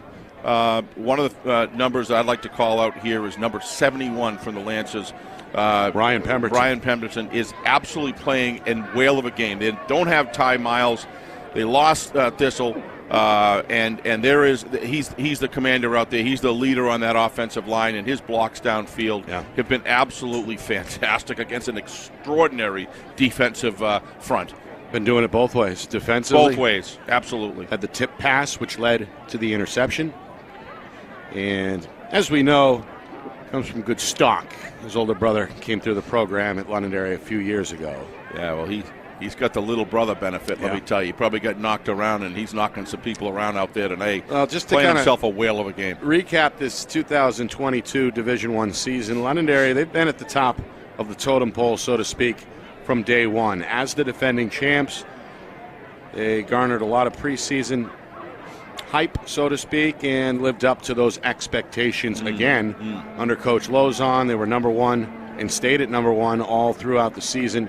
When it comes to the New Hampshire Union Leader Power Poll, ended up again undefeated against in-state competition. The one loss against Bishop Hendricken of Rhode Island came back in September. And again on the other side for Bedford, they lost opening night 19-7 against a very good Nashua North squad on the road in Danny Black's first varsity start. Recovered and rallied off at 1.5 straight wins.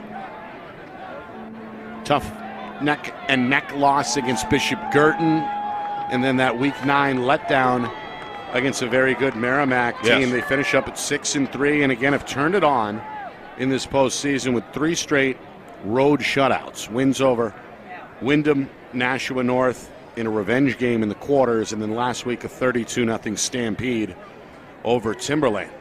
But Bedford clearly going to have to play from behind for the first time in this postseason, trailing 14-0 and set to kick the ball away to begin this third quarter. They have a lot of heart. They also have a good coach.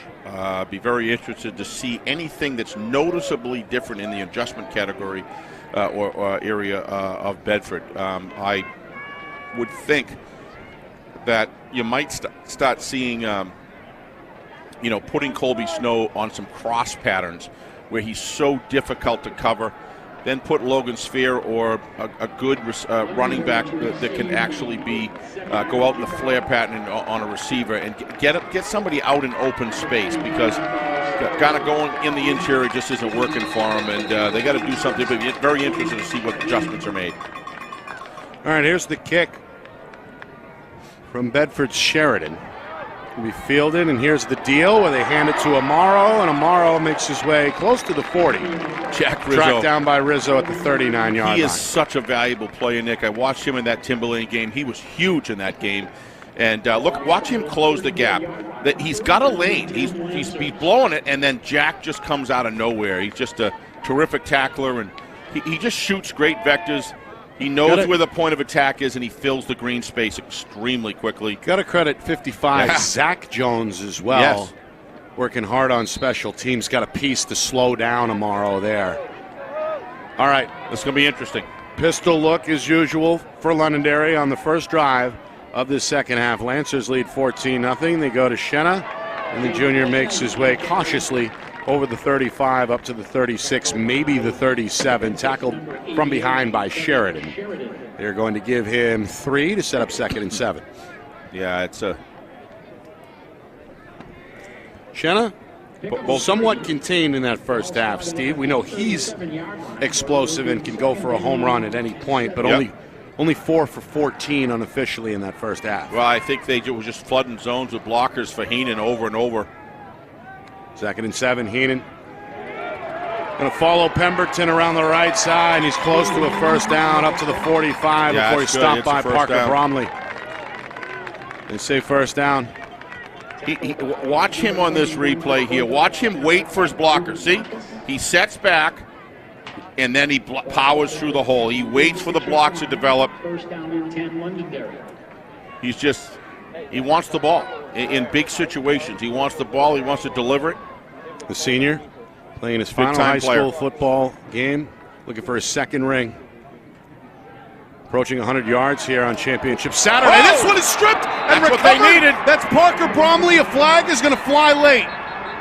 Bromley able to rip it loose with his right hand and pounce on it. If it stands, it's going to be Bedford's 3rd takeaway. This is a huge takeaway.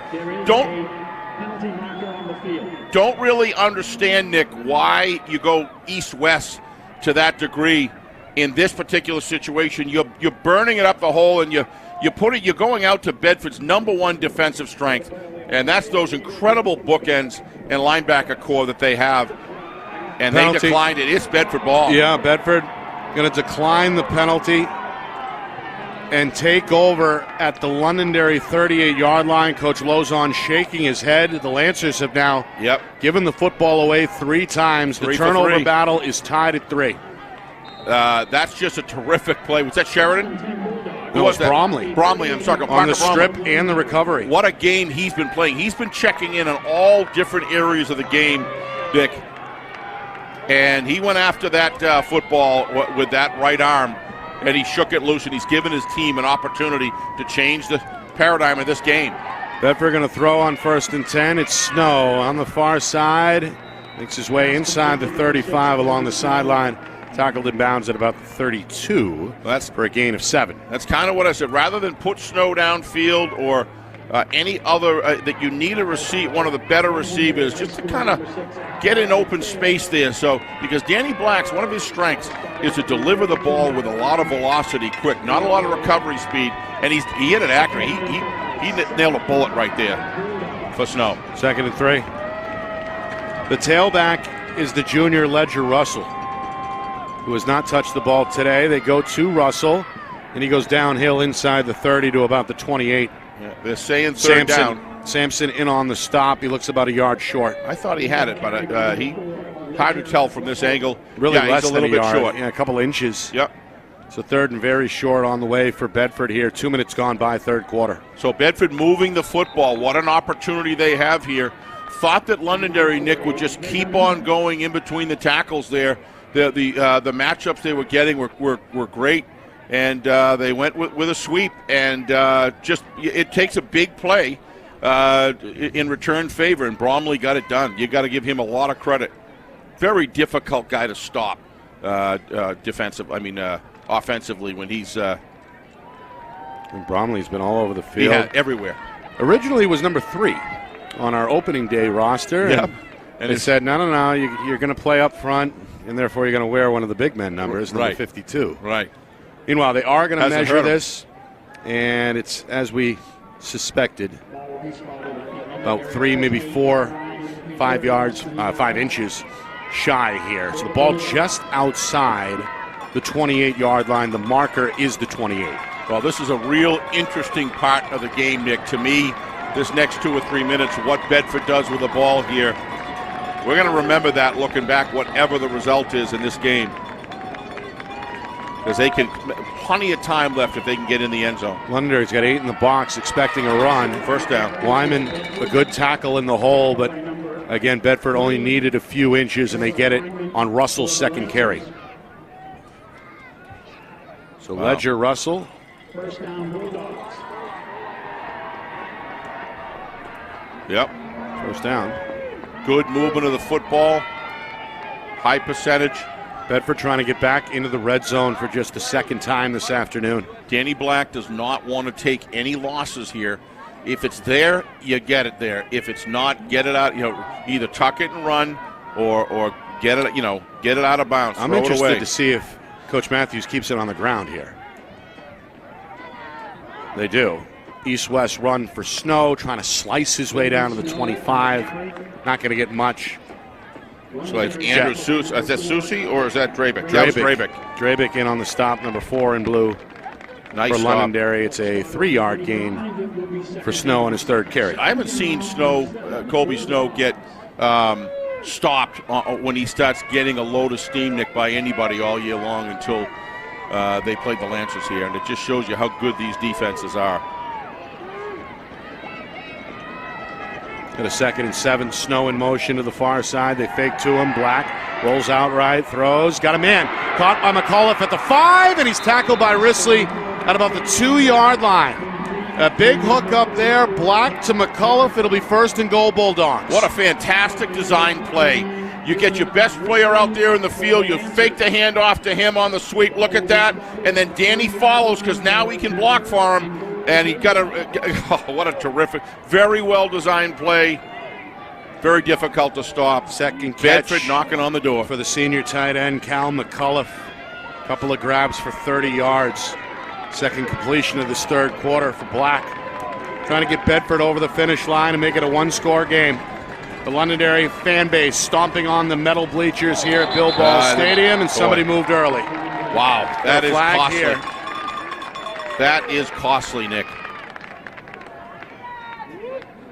Boy. Well, Bedford, Steve, only took 2 penalties in that first half. One came inside the 10-yard line, and this may be the third. Another one inside the 10, a false start. Yeah, this is something you got to stay disciplined in this situation. You know, make sure it's clear cadence. Got to stay disciplined when you're down in that 3-point stance, Nick. And again, the officials have consistently, absolutely, called it tight here today. Spear, the tail, and the pistol. Londonderry again going to crowd the box. One receiver to the left. That's Snow. They run it right side, and there's not much. Again, Drabick is there along the edge. Yeah, I think that's Trevor Weinman tripped him up a little bit, and that kind of took him off of his stride. Watch this. I think you're going to see Trevor. Spear's only going to get a yard out of that. Pemberton involved. Yep. Yeah. I guess it might have been Pemberton. It's Spear's first carry since halftime. Only good for a yard. There's plenty of downs left here. Only second down, and they're in deep in the territory, but they got to play mistake-free football. Have to get on the board. Second and goal from the 7. This is Lancers hoping to prevent the touchdown and keep it a 2-score game. Nearly 5 minutes already gone by in this third quarter. Snow in motion. They're going to roll Black to the far side. He makes one man miss at the 10, looking for the sideline. And he's back to the line of scrimmage as Pedrick forces him out of bounds. A lot of good fakes right there, but you got to give them credit. They held that defensive corner. Danny Black showing some good speed there. Watch him. He's got some speed. It's really the only, I think, design run we've seen so far. Yeah, I would agree. From Danny Black. It actually was a yard loss as Londonderry was able to close the gap. Well, they were trying to get the corner to bite down on, and he didn't do it. He stayed disciplined. So important. Know your assignments, know your responsibility, and fill it. And that's exactly what he did over there. He's playing himself heck of a game. Seth Doyon, one of the corners on that far side for Londonderry. Third and goal from the 8-yard line. Black the snap. Going to throw a slant pass for a touchdown. It's Taliaferro. That's big. Gets the inside step and hangs on. They call him Dom Tags, and the junior has got Bedford on the board. It's now 14-6. Well, I'll tell you, Danny, will you give him these short passes, Nick, where he can thread the needle? He's got Drew Heenan, he's got a quick release. It's difficult to cover. That was a terrific inside route by Taliaferro, Nick. And watch him here. He's turning in. He got separation. Look at that pass. Right on the money. Very difficult to defend. So here's Colby Snow. Going to attempt his first kick of the afternoon. Good hold. It's blocked up the middle. It's Pedrick. The snap was a little behind the holder. I agree. I'm not sure if that mattered or not because Pedrick flew in like a cannonball and got a piece. Yeah, I mean, he got in really deep, really fast, Nick. Somebody missed assignment. Coach Matthews not overly thrilled with that. You need these points. Oh, he just snuck through the side right there and fully extended himself. What a terrific. I still call that special teams, Nick. Oh, yeah. They get it done on special teams. Oh, yeah. You know, that's a win for Londonderry. Yeah, one of my keys to the games, they've got to have that special teams, get them their advantage. Well, there's one right there, 1-0. But Bedford will take it. Yes, they will. They take advantage of a short field. They put together a 38-yard scoring drive. It's an 8-yard hookup from Black to Taliaferro. And despite the fact that the extra point was blocked, it's now a one-score game. And unlike in the 14-6 here with 5 minutes gone by third quarter. Exactly. And unlike the first half, where they were given turnover opportunities and Bedford didn't make get anything out of it, this situation they did. Big turnover. And a good response by Bedford. So we got a game here. Nick Anastas, Steve Beals with you live from Exeter. Sheridan's kick. It's going to head towards that far sideline and go out of bounds. That's illegal procedure. So Lancers will get good field position coming out. And that's important, Nick, because that opens up Coach Lozon's playbook. he can increase the risk factor a little bit, which makes this Lancer offense lethal. But they're facing a Bedford defense that, they've had to cover. Remember, Bedford's had to cover for 3 turnovers as well that their offense gave away. Yeah. And they've done a terrific job at that. So this is a solid defense. Bedford get a defensive stand, get the ball back. We could see a complete different shift in this game. We could be back to 1 point or even. So the Lancers, after turning the ball over on their first drive of this third quarter, bring the offense back onto the field from their own 35-yard line following the penalty. 1st and 10, it's a pitch. Shenna met immediately in the backfield and then dropped for a loss back at the 29-yard line. Bedford is on fire right now. They're motivated. They're beginning to believe. They're shooting gaps, Nick. Jake Ben, Spencer Henry-Shawn, the 2 in the backfield for Bedford. I'd still say Coach Donahue, defensive coordinator, really, it looks to me like he's made some adjustments in the second half, and his players are coming up, executing to a high level here. Well, that's twice in a row they've been able to shoot right through a crack in that offensive line for a tackle for a loss. Shannon not going to get much here on a downhill run, wrapped up by Henry-Shawn. Gets 2 of those yards back up to the 31-yard line, but still 3rd and long on the way here as we hit the midway point third quarter. Yeah, there's been a shift in this game, Nick. That's just great defense, and boy, so far a tale of 2 halves right now. But 6 minutes left, still a quarter and a half to go. Lancers trying to avoid a 3-and-out here. Yeah. Facing a 3rd and 14 officially now inside of 6 minutes to go. Be very in this interesting. Third quarter. Coach Lozon continuing to flash the hand signs here in direct communication with his senior quarterback, Drew Heenan.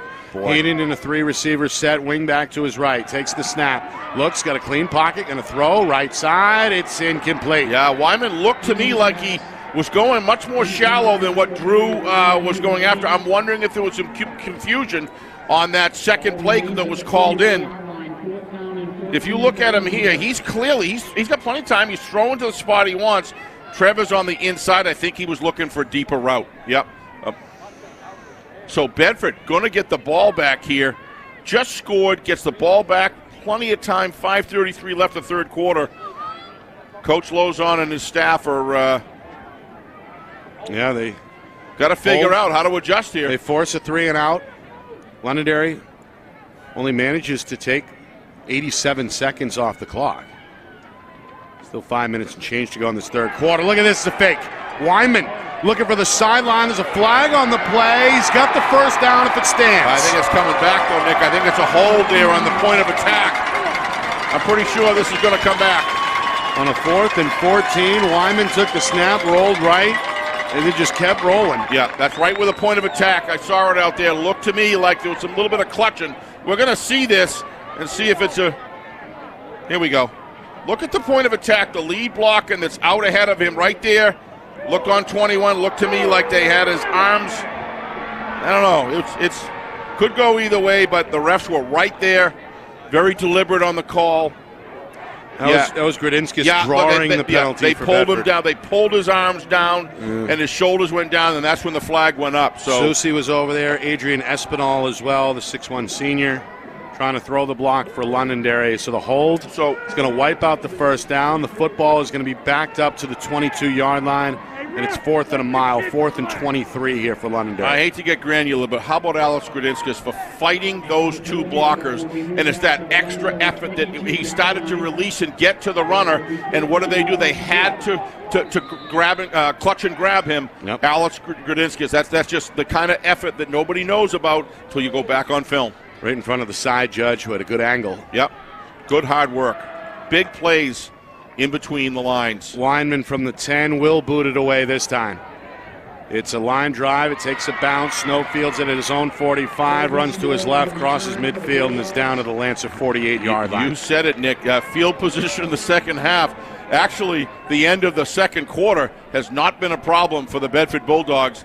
Now, they didn't execute at the end of the second quarter, but they did here. Let's see what they can do right now. This is their 3rd straight drive, Steve, dating back to that final possession before halftime that has started on the Lancer side of the 50-yard line. They're going to mark the ball just shy of the 48. So Bedford trailing by 1 score with just over 5 minutes to go in this third quarter. They're not quitting.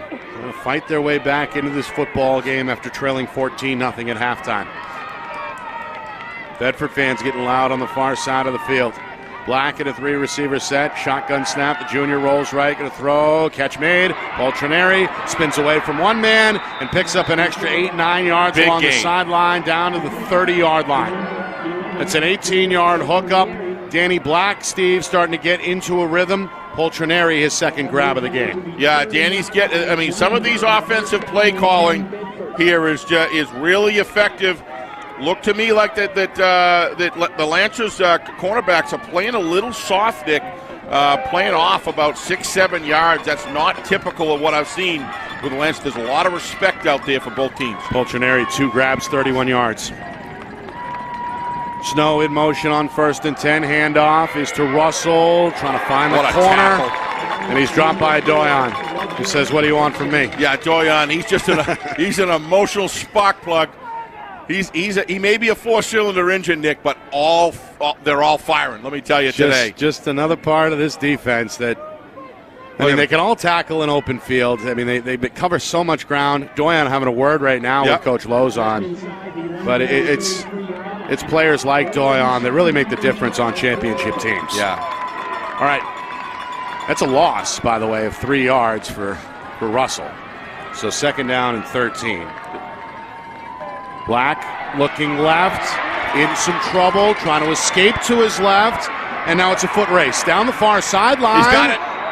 Very close to a 1st down. They're going to mark him at the 20-yard line, out of bounds. At the 20, that should be enough for a Bedford 1st down. Zach Matthews incensed over there on the sidelines. I think he thought it was a late hit, Nick. He was running down the referee, pleading his case with him, and that's putting it lightly. Watch this, Danny Black. What a terrific job. This guy's got some speed. I'm surprised they don't run him more, but watch when he goes out of bounds here. Yeah, that's Coach Matthews got a point there. Took a big hit, kind of a bang-bang play. You're going to see it better here. Even better. Watch this. He is out of bounds at that point, slowing down, and then they push him out. And Doyon a little bit of a shove. Yep. Right in front of our friend Roger Brown, who was safely able to sidestep the play.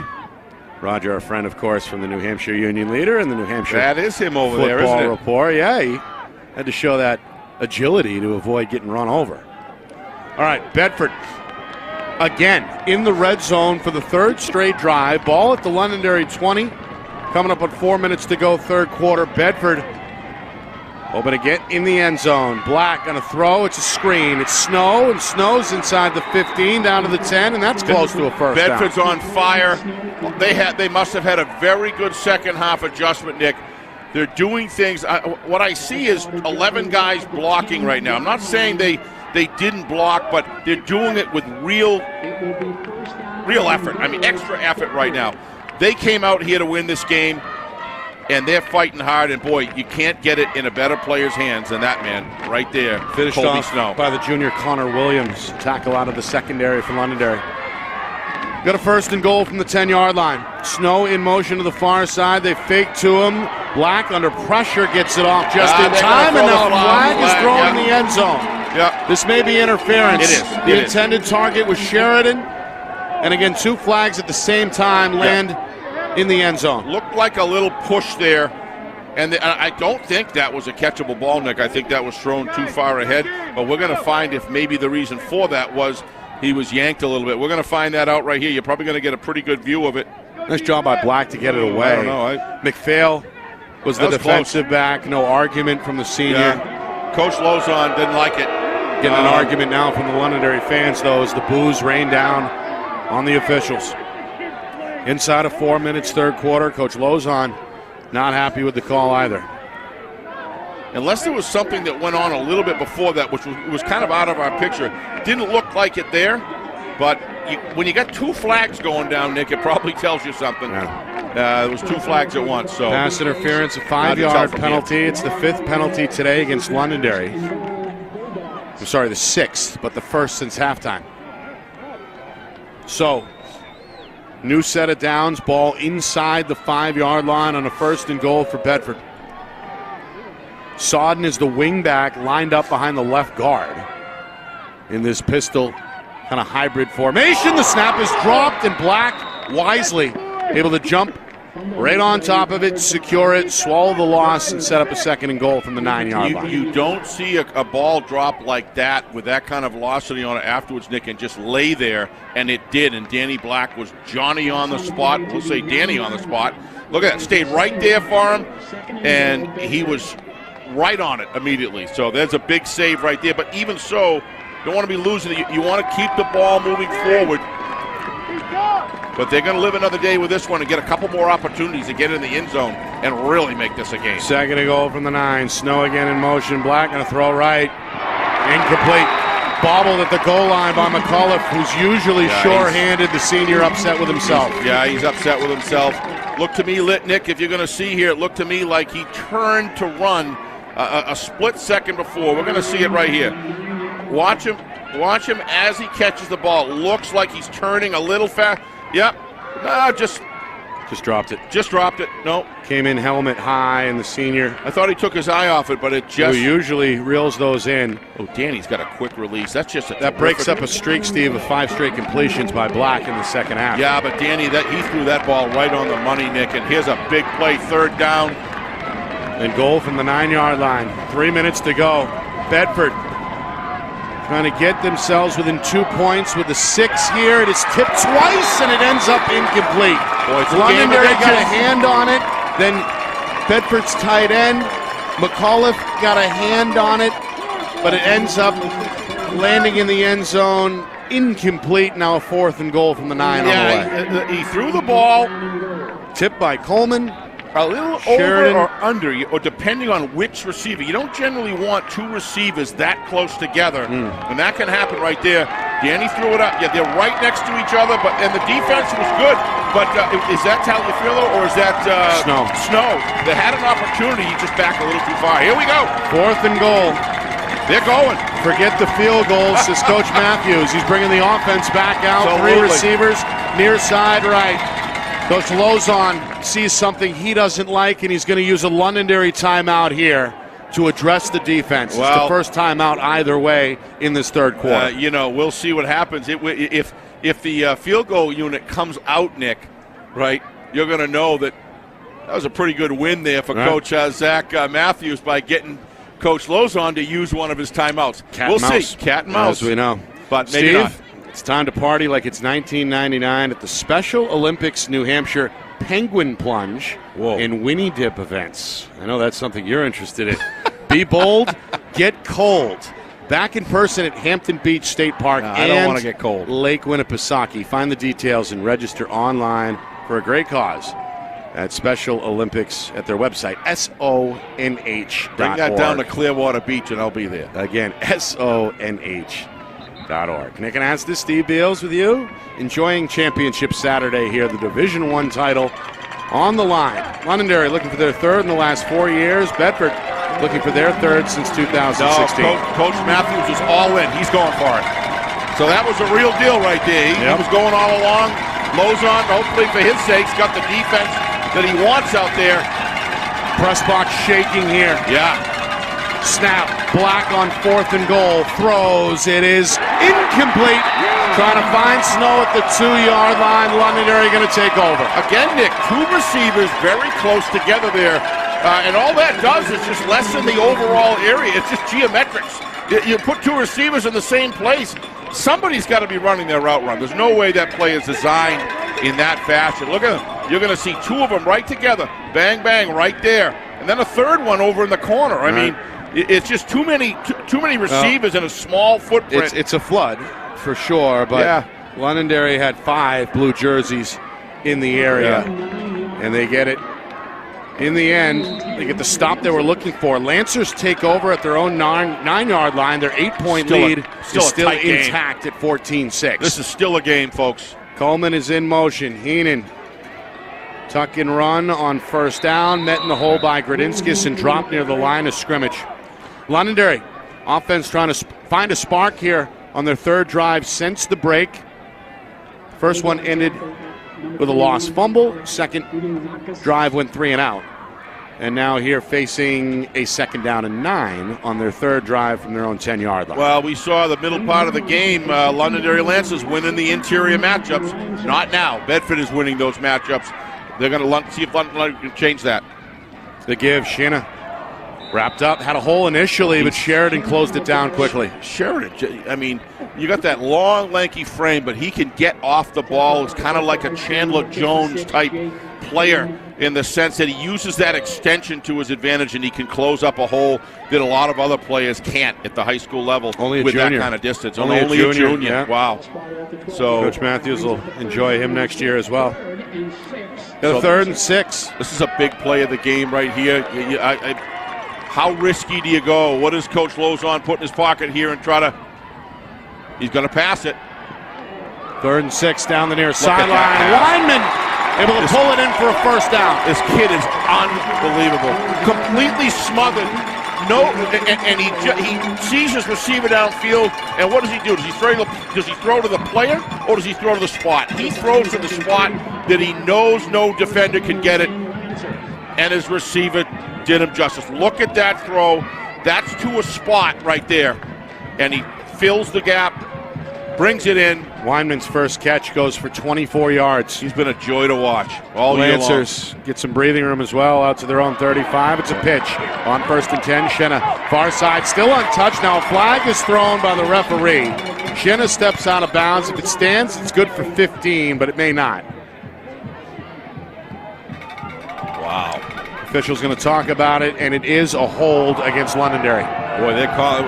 We want to see this one. They were right on the last hold, Nick, no question. Don't know about the last interference call, but Londonderry, a lot of laundry getting thrown at them here. Yep. We couldn't really see anything from there. So, hey, they're right down there, but it'll be the 7th penalty of the game against Londonderry. Yeah, well, Londonderry's going to have, if they're holding, like the refs are throwing flags for, there you go right there. Look to me like Trevor Weinman they're calling it on. Some of this is Bedford deserves a lot of credit for these holds, Nick. They're fighting the offensive linemen with vigilance here. And that took place 5 yards downfield. Yeah. 10 yards from the spot of the foul.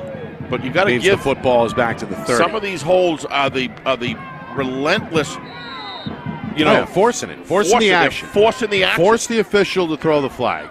And that comes from effort, you're right. And Ashina up the middle. And again, it's bottled up by Bedford.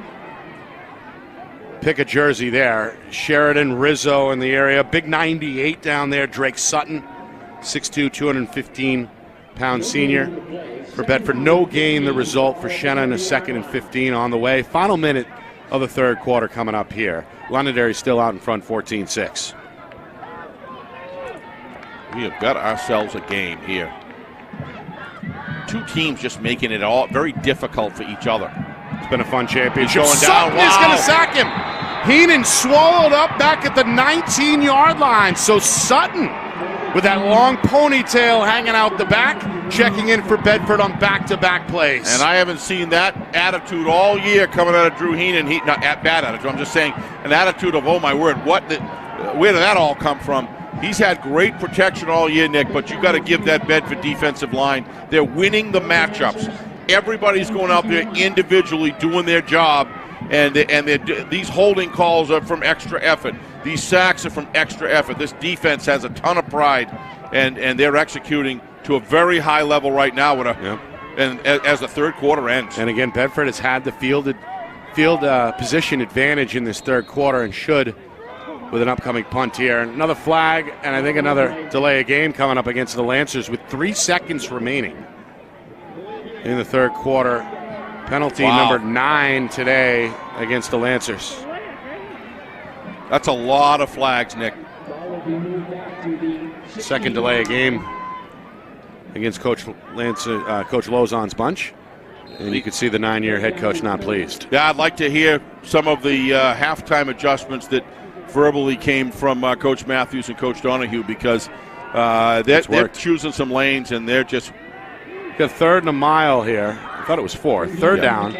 They keep it safe with Heenan up over the 20 to his left to the 21, stopped by Rizzo, and now the punt awaits us on the other side as we head to the 4th quarter in a nail-biter here. Bedford trying to come from behind Londonderry, trying to hold on to the lead and secure their second straight state championship. Who will it be, Lancers or Bulldogs? We begin to find out next. You're watching the 2022 NHIAA Football Division I Championship right here on Friday Night Lights, New Hampshire, presented by Beals Insurance, broadcasting in conjunction with the NFHS Network.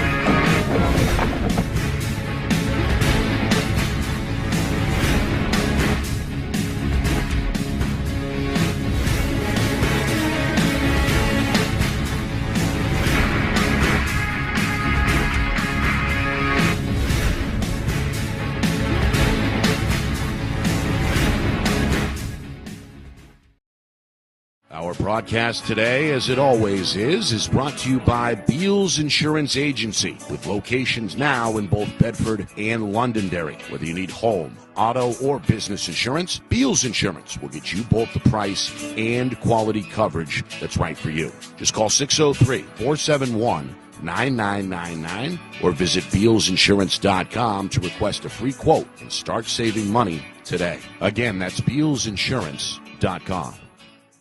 Hey, I'm Chad, the owner of New Hampshire iPhone Repair. We're New Hampshire's most trusted and affordable repair shop for your iPhone, iPad, iPod, and even Android needs. Don't worry, we're affordable, reliable, and we back our parts with a lifetime warranty. And you know what the best part is? No, what? We can repair your phone while you wait. I know, that's why I'm here. Oh, I know, Mrs. Green. Here's your iPad, good as new. Bring your phone into New Hampshire iPhone Repair today. I'm Travis Kelsey, and this is Zen Water. The perfect alkaline water for sports hydration and the only water that's in a bottle that prevents ocean pollution. Ultra pure alkaline water in a bottle that prevents ocean pollution. Why would you drink anything else?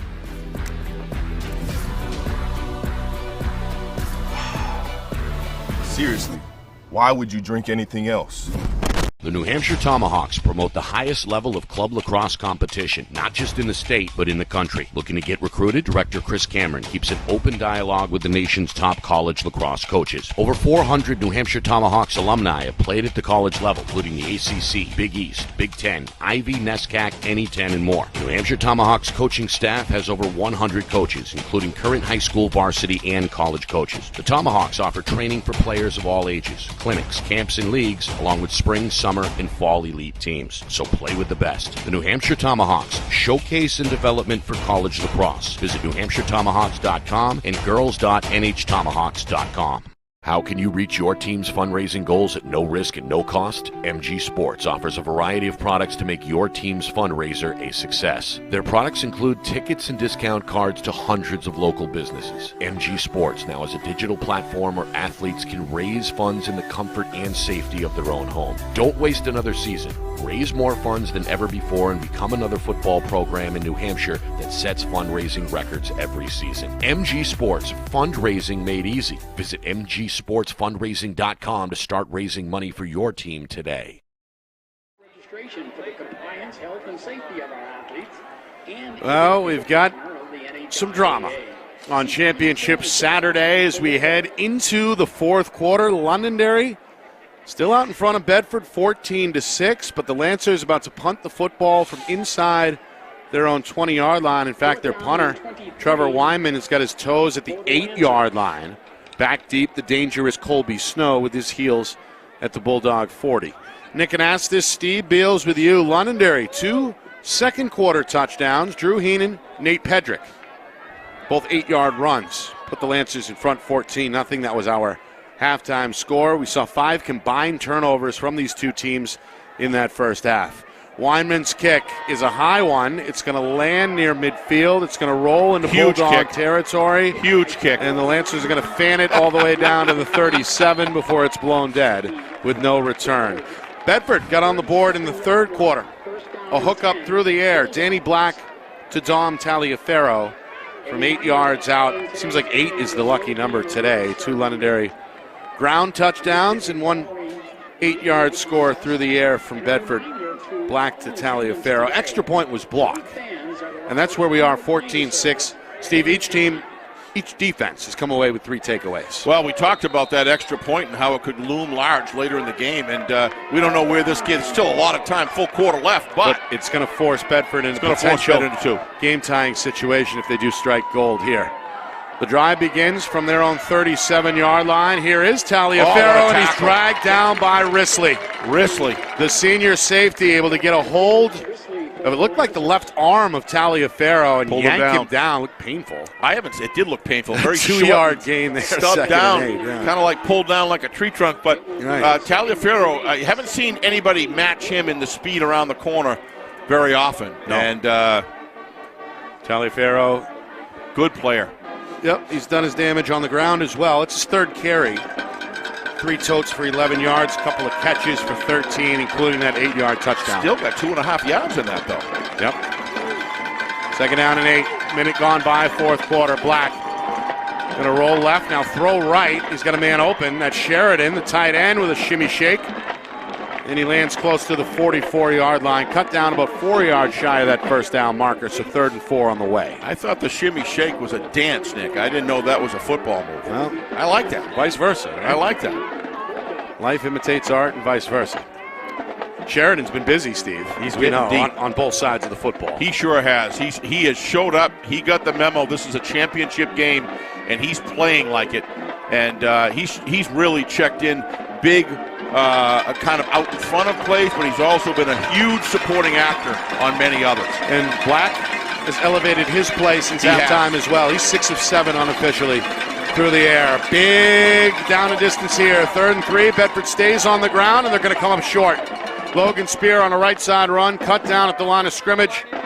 Pemberton, big call and here. Sampson along with Cenas over there for Londonderry, and now it's 4th and 3. Yeah, big call by Coach Matthews here. He's almost to the 50-yard line.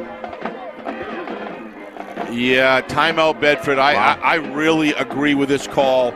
You can't give the Lancers back the ball without at least thinking about it. I'm not saying I wouldn't punt it.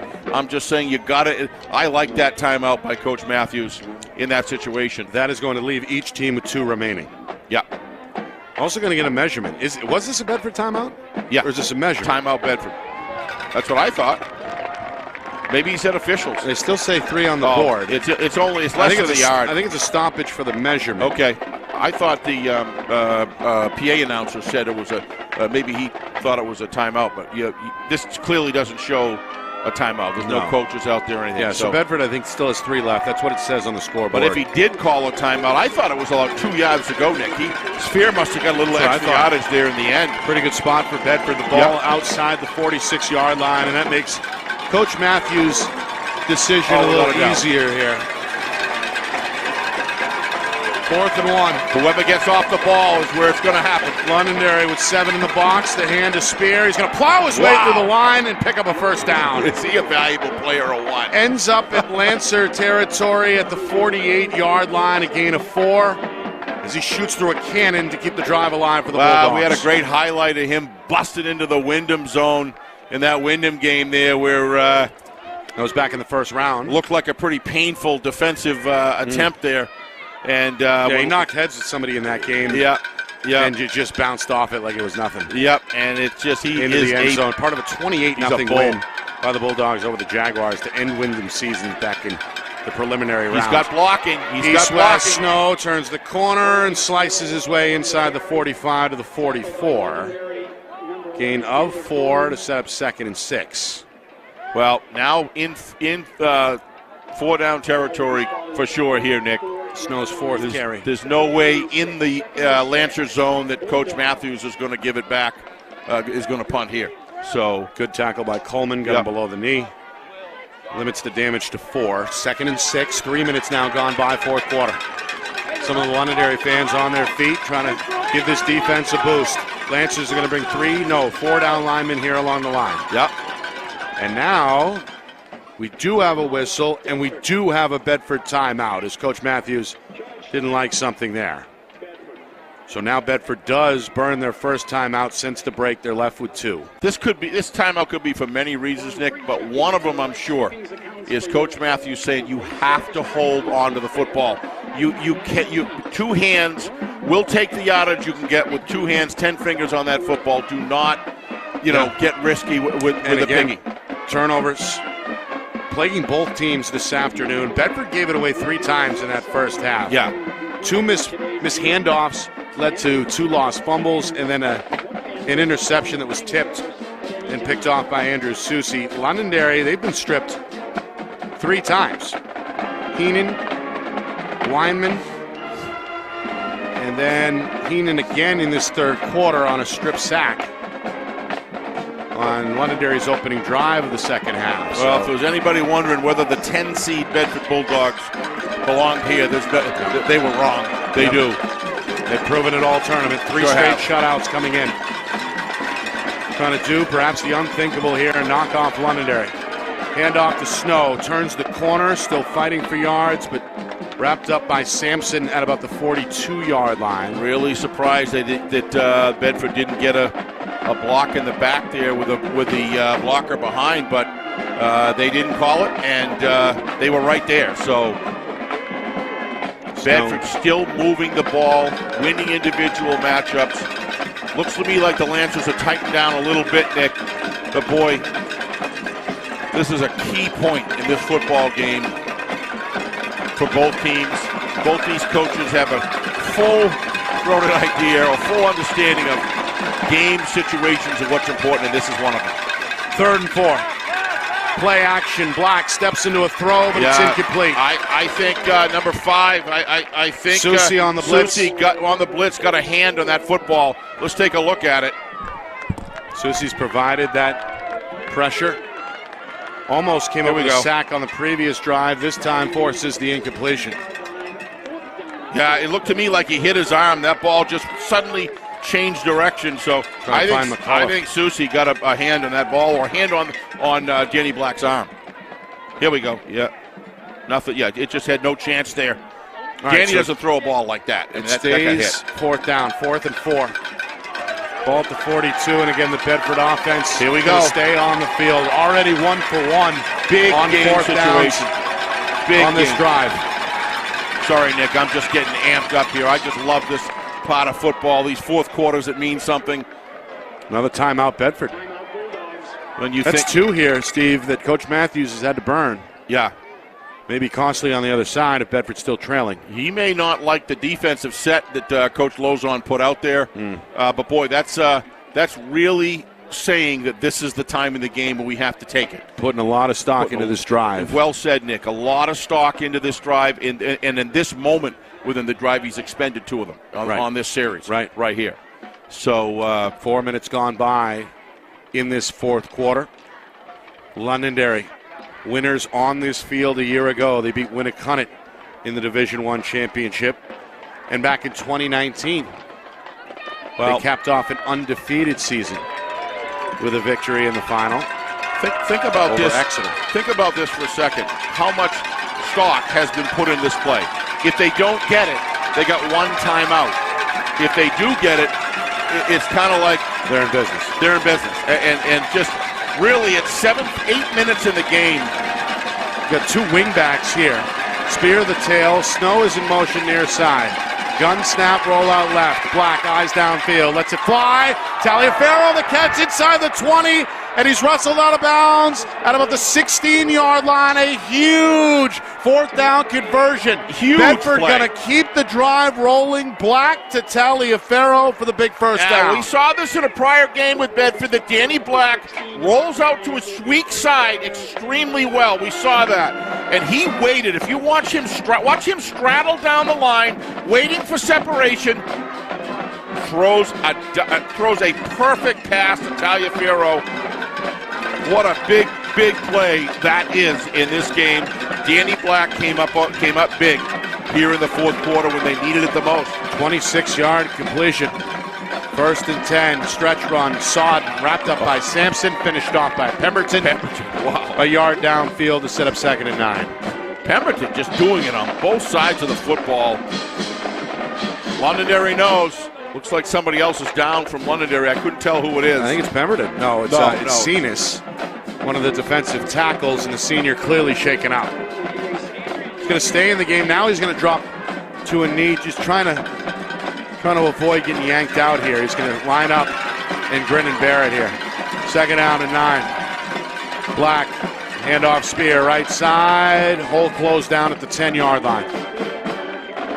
Still gets 5. Yeah, he's still in pain. He sets may up not a get up 3rd from and this 3, one. and Cena's really struggling. He's going to stay in the game. He said, yeah, now he says, no, you're not taking me out.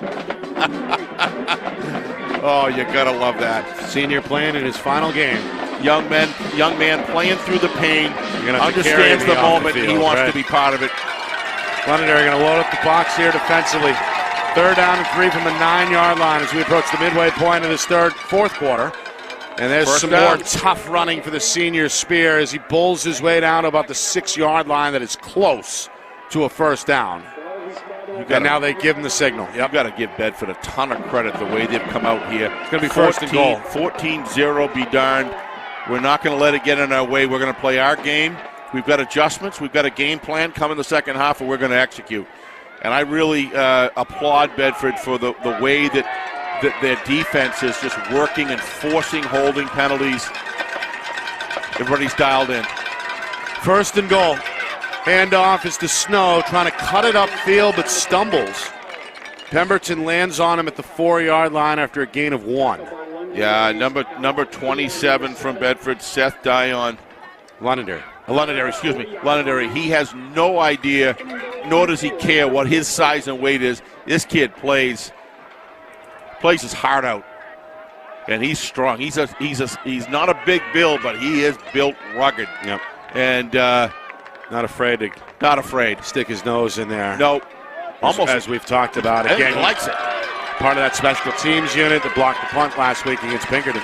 Brought it back to the house for the touch. Inside of 6 minutes. 2nd and goal from the 4. Spear to his right. He's in the end zone for a Bedford touchdown. Boy, does he run well behind the blocks and the hips of his blockers.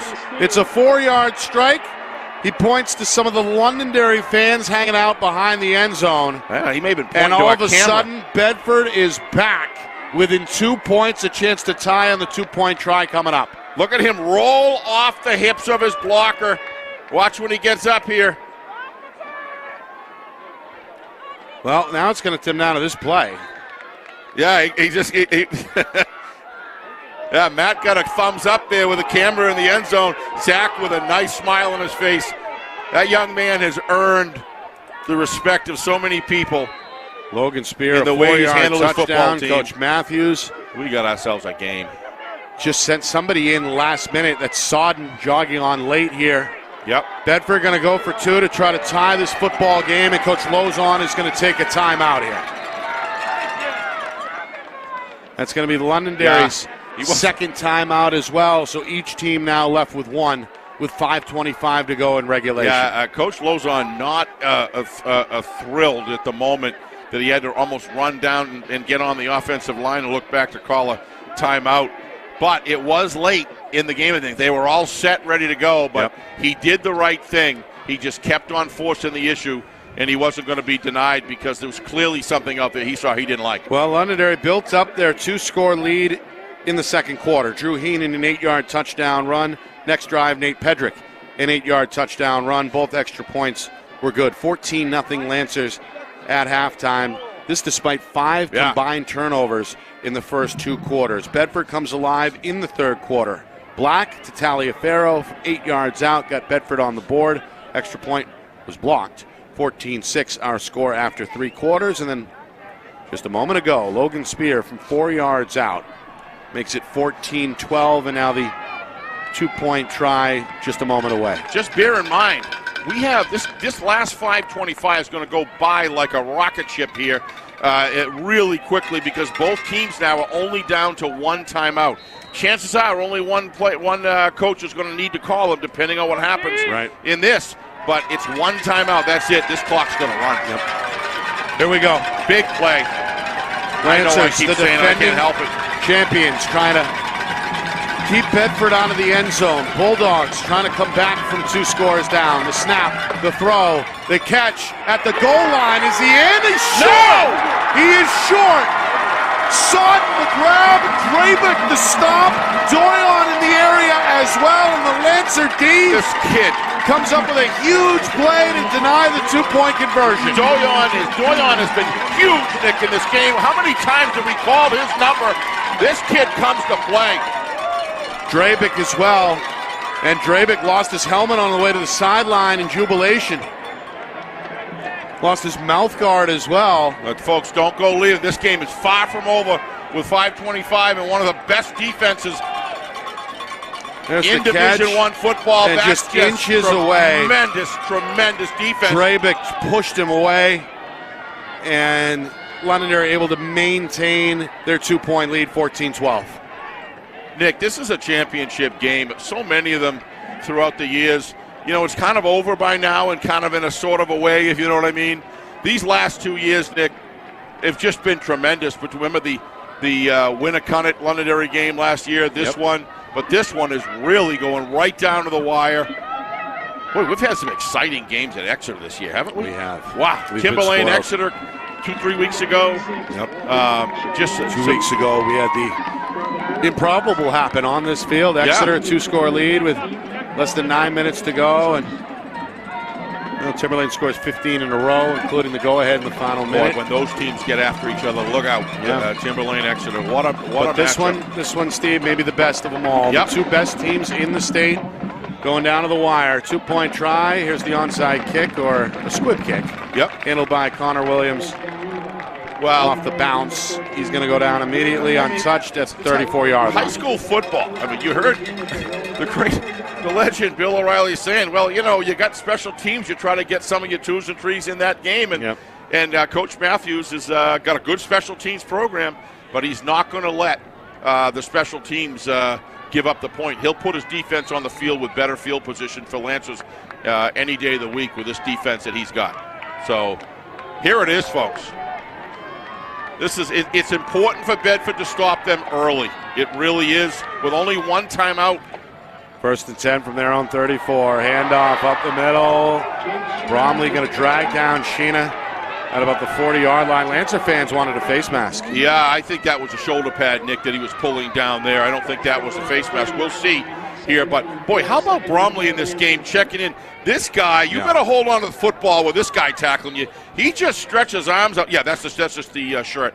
And he's really checked into this game. And all game here, he's been a factor.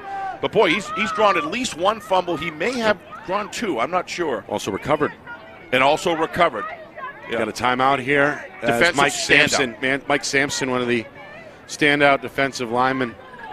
Well, really, two-way linemen for Londonderry is shaken up. Well, that's exactly the kind of first down yardage and production that Coach Lozon wants. Now in that situation, you know, you've got really your full playbook at your disposal there, because you can almost waste it down and do something different. That puts more pressure on the defense, because there's more things that and expectations that you have to be responsible for, and we'll see what happens. But if there's ever a time for the offensive line of the Lancers to get the job done, it's right now. Same can be argued for the Bulldogs on the defensive side. Well, this is the way this game should have come down. They're going to have to do it, at least initially, without Sampson, as he's still shaken up after coming to the sideline. Londonderry's facing a 2nd and 4 from their own 40. Heenan starts out left, goes through the hole, and is stopped short of the first down at about the 43-yard line. It's going to bring up 3rd down. And 1. And 1. Trying to get out to the 44. So 3rd and 1 on the way, inside of 5 minutes to go, 4th quarter. Wow, this could be a game-changing decision if for some reason the Lancers do not get this, and it's 4th and a half a yard. Wow. It's almost like a funnel, Nick. As the time goes off the clock, it narrows. You know what I mean? Heenan, 95 yards unofficially on the ground today for Londonderry. He's got it. And he looks for one more. Up to the 44, very close. Still no sign from the refs. He's got it. The officials haven't indicated it yet. Yeah, he's got it. Not yet. Not yet. They want a measurement. Well, unless that far yard marker has got loose chain on it, I would say he's got it. But you're absolutely right, Nick. That there's no reason that has to be fully extended. I think you're right. I think he's got it by half a football. But if it was extended, then he's got it by half a football. Absolutely. And that wasn't an overly generous spot. It looked to me like the tip of the back end of the ball had cleared that white line, but everybody I think he's going to get it anyway. Getting a close look. Yep. Junior linebacker Jack Rizzo hunched down over it. Doesn't like what he sees. It's a first down for Londonderry. What a game. Game of inches. So Heenan needed one, gets 1.5. And a fresh set coming up for Londonderry, just outside of 4 minutes now to go. Still plenty of time for Bedford here, Nick, if they can make a defensive stand here. And they've had a nose for the football here in this second half from the standpoint of defense, ripping balls loose. And a reminder, Bedford only one timeout. 4 down linemen for the Bulldogs. Heenan, 3 receivers set. Shotgun with Sheena to his right. Watch Bulldogs Heenan. Threatening a blitz on the edge here. Watch both Heenan edges. through the middle here. There's a big gap. They're giving it to him. Snap taken, He's Heenan. going to go right there. And they closed it. Rizzo from the backside. What a player he's been. Sheridan also.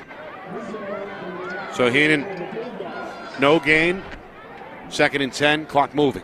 Yeah, one more first down for the Lancers would probably get it pretty close to getting done if they can get a good punt away.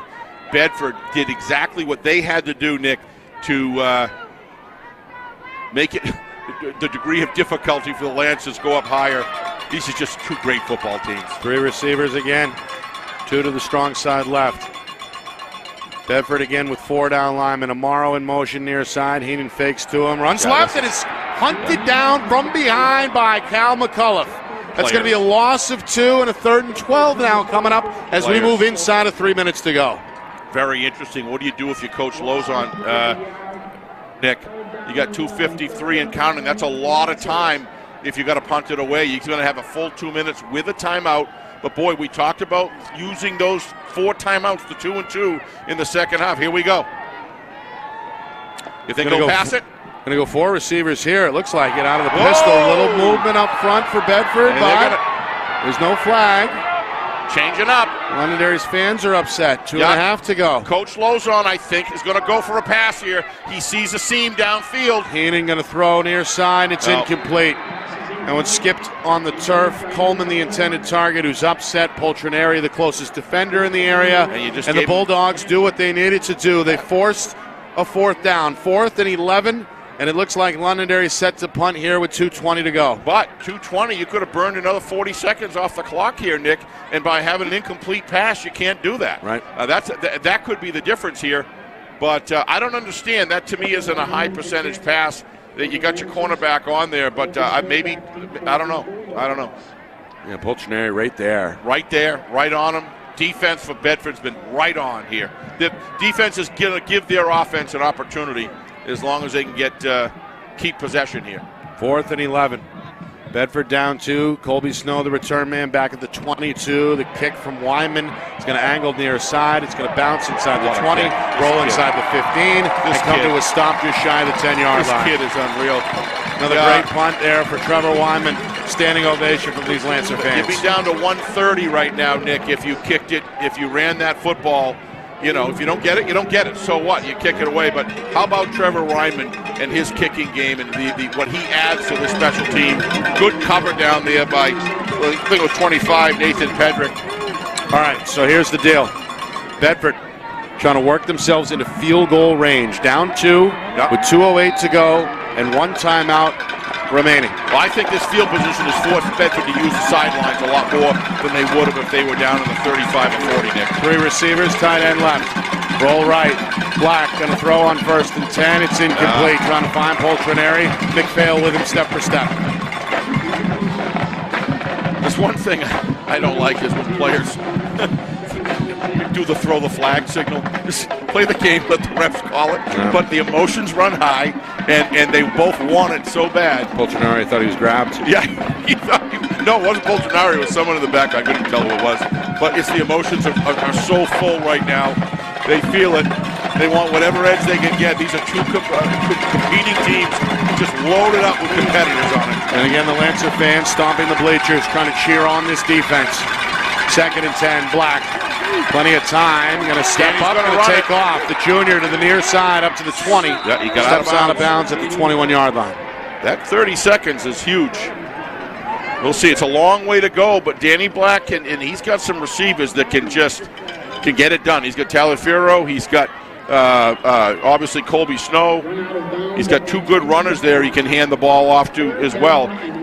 If they're going to run the ball and take advantage of somewhat of a prevent-type defensive backs kind of laying off, now's the time to do it when you got plenty of time on the clock. You can get back to the football.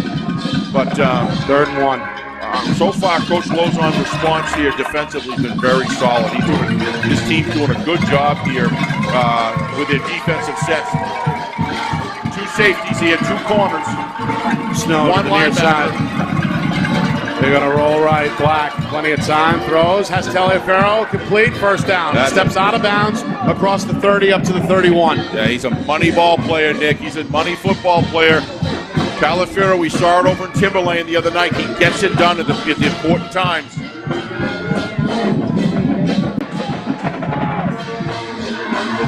.150. Very, very judicious use of the clock, Nick, so far by the Bedford Bulldogs. 11-yard pickup, 1st and 10. Yeah, they're taking off just 18 seconds. 18 seconds and 3 plays. Not bad. 1st and 10, Black. 3-man rush, clean pocket. Over the middle, he's got Sheridan, going to tiptoe out of bounds. Broke the initial tackle inbounds, and a good effort to stop the clock. Yep. Able to shake off the defensive back, Drabick, who's a little shaken up for Londonderry. Going to try and stay in, but you can see a little bit of a limp. Well, hard guy to bring down. Big target. Strong target. Yep. 6'3", 190. Yep. And able to get out of bounds, probably would have been down in the mid-20s at least by the time they were able to complete the next play. Now they're able to really spend some time with it. Minute 44. Taliaferro and Snow. Really to the near side left. Strong side for Bedford. 1st and 10, Black. Another play action throw. Looking, airing it out. Near side. It is tipped by Coleman, incomplete. Trying to find Taliaferro along the sideline, but the senior able to time the jump correctly to back that one away, incomplete. Yeah, they were tracking Danny from the backside there, but he had a good sense at where he was in the pocket. He got rid of it. Yeah, he moved towards the ball, which was good, but just a terrific defensive play. They got to start thinking about downs now, Nick. You really got to get the first down. So your playbook has got to change just a little bit here. You got to get the first down. 3rd and 5 from their own 36. Expect something short. Black going to leave the pocket to the far side and go down the sideline, pushed out of bounds by Pedrick. Oh my gosh. And now a flag is going to fly, maybe a late hit. Remember earlier in this quarter, there was a suspect non-call along that sideline that upset Bedford coach Zach Matthews. Let's take a look at it. The officials might be throwing the flag here against Londonderry. Let's take a look. It was Pedrick, I believe, who pushed him out of bounds. Black. Danny Black showing some really good speed. Showing up the legs today. There's the hit by Pedrick. Looked like it was inbounds to me, but the official had the better look.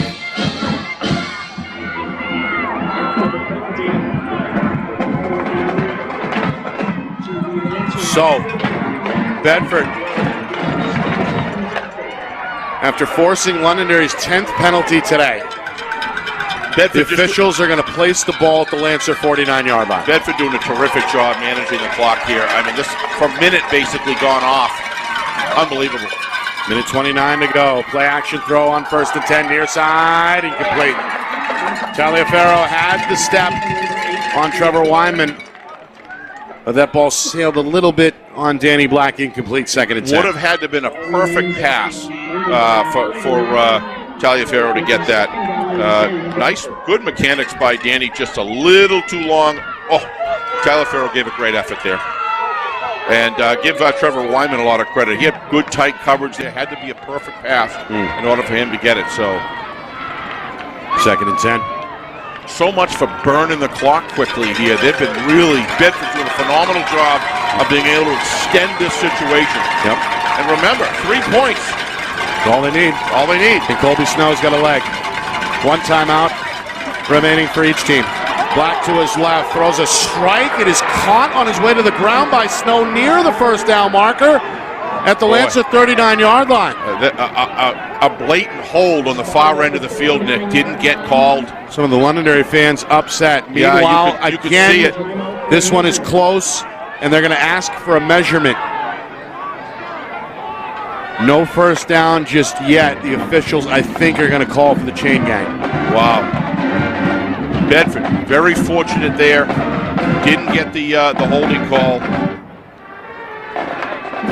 But I got to tell you, 10-yard grab for Snow. They are earning it on the football field. This is a masterful drive as far as I'm concerned with clock management, Nick, so far. Coach Matthews knows he only had one timeout, and they are piece by piece methodically working themselves down the field. First down. And all they need, like to our point, is a field goal. Good kicker.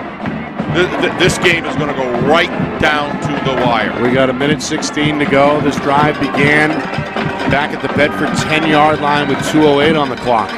Bedford fan base over there. Nobody's sitting down. Hoping their team can complete the comeback, trailing 14-0 at halftime. Bedford picks up the blitz. Black throws right. Poltroneri, another grab at the 25. He's knocked out of bounds by Doyon immediately after the catch. They're getting within range right now, Nick.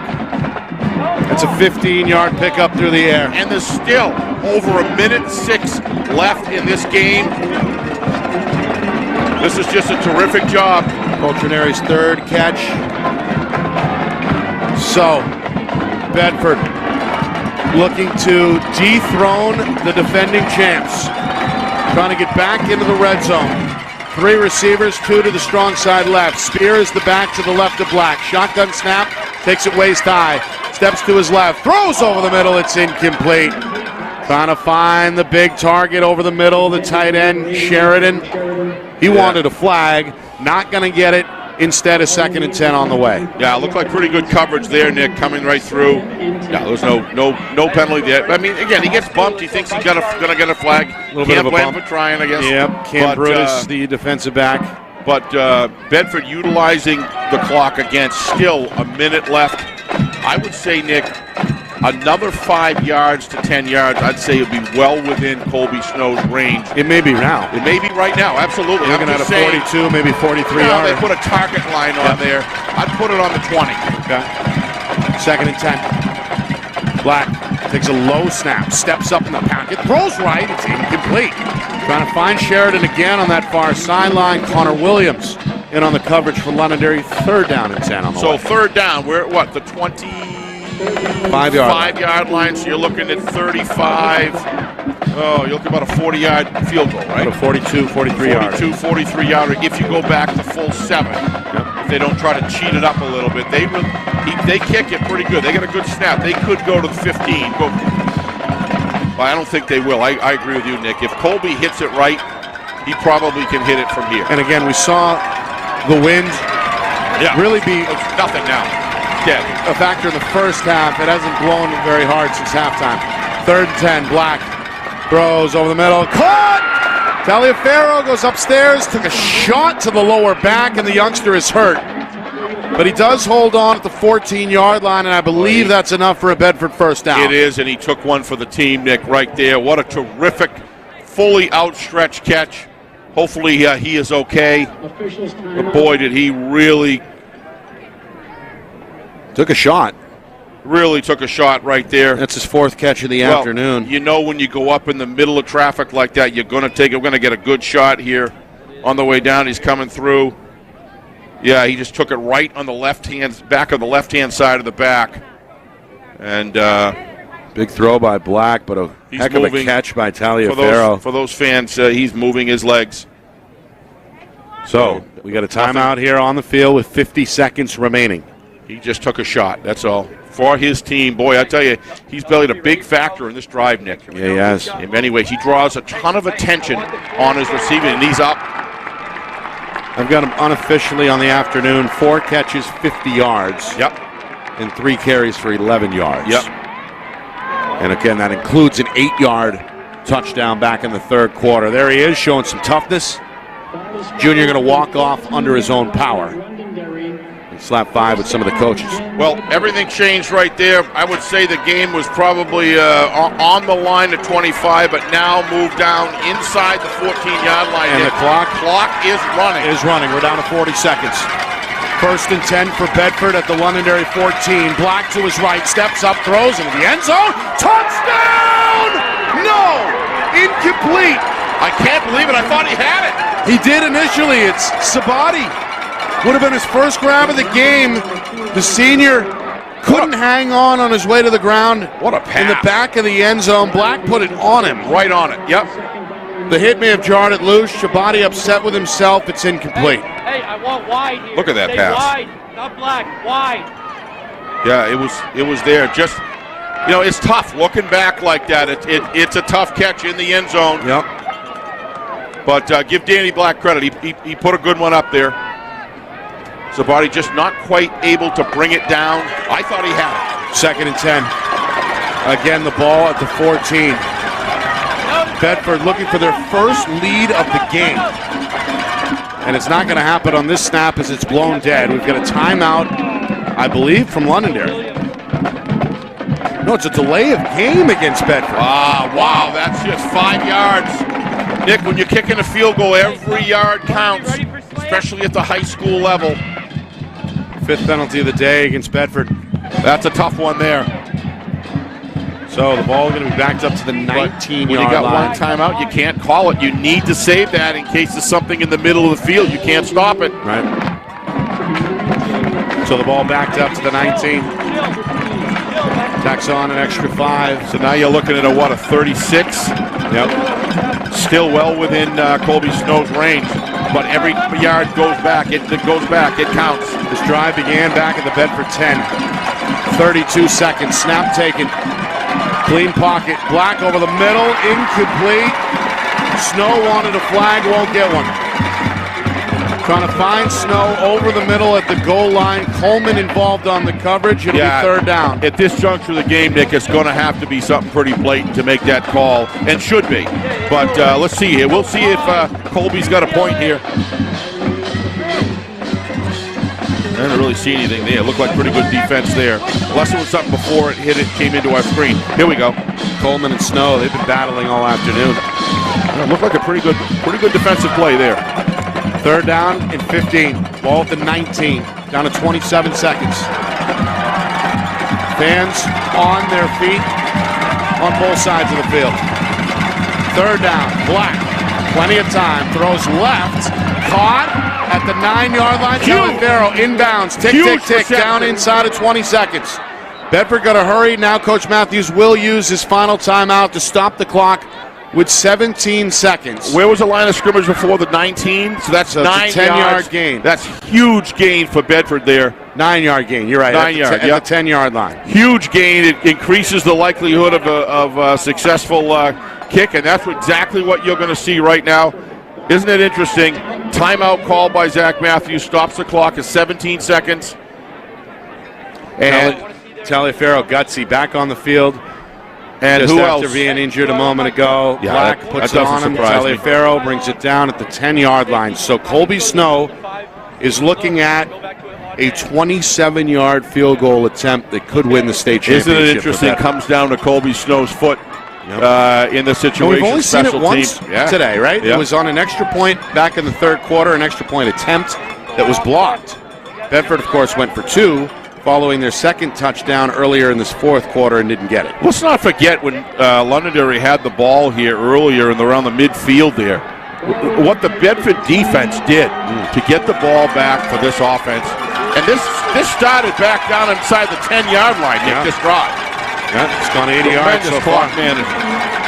Here we go. Coach Lozon has one timeout left if he chooses to use it here. It's going to be from the near hash, and it's going to be a 27-yard attempt for the senior Colby Snow. The holder is Sabati. It's clean. The kick is up. Good! Bedford is going to take their first lead of the afternoon with 10 seconds remaining in the 4th quarter. Londonderry is stunned.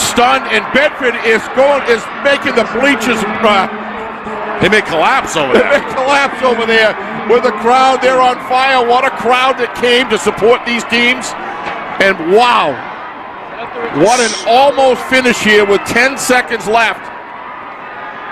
A 27-yard field goal, good, right down the middle. Yeah, but by the senior Colby Snow. Watch how many seconds they took off the clock. There was like 14, 15 seconds, and it to me that should be. I think the clock is probably right, Nick, because that's about what a field goal takes before the clock stops. So 15-14. Look at Bedford crowd over there, going insane on the sideline. Several thousand in the stands. Look at that, dead right through the middle. Right down. Never a question about it. Bulldogs Colby Snow making the short drive down 101, about a half hour or so. Same with Londonderry. Yeah, up 111. But the Lancers are left with 10 seconds remaining. Coach Lozon does have the one timeout. So what do we see coming up here on the kick? Tell me. On the kick? Oh, they'll squib it. I can't imagine they would ever put it back to one of their top athletes in the backside, deep in the for a run back. I think you're probably going to see something to squib through the first line here. Bedford defense or Bedford kickoff team get down there, cover it, and then really going to wind up just to be one play here would be my imagination. Would be what I would imagine. Meanwhile, Coach Lozon's upset about something.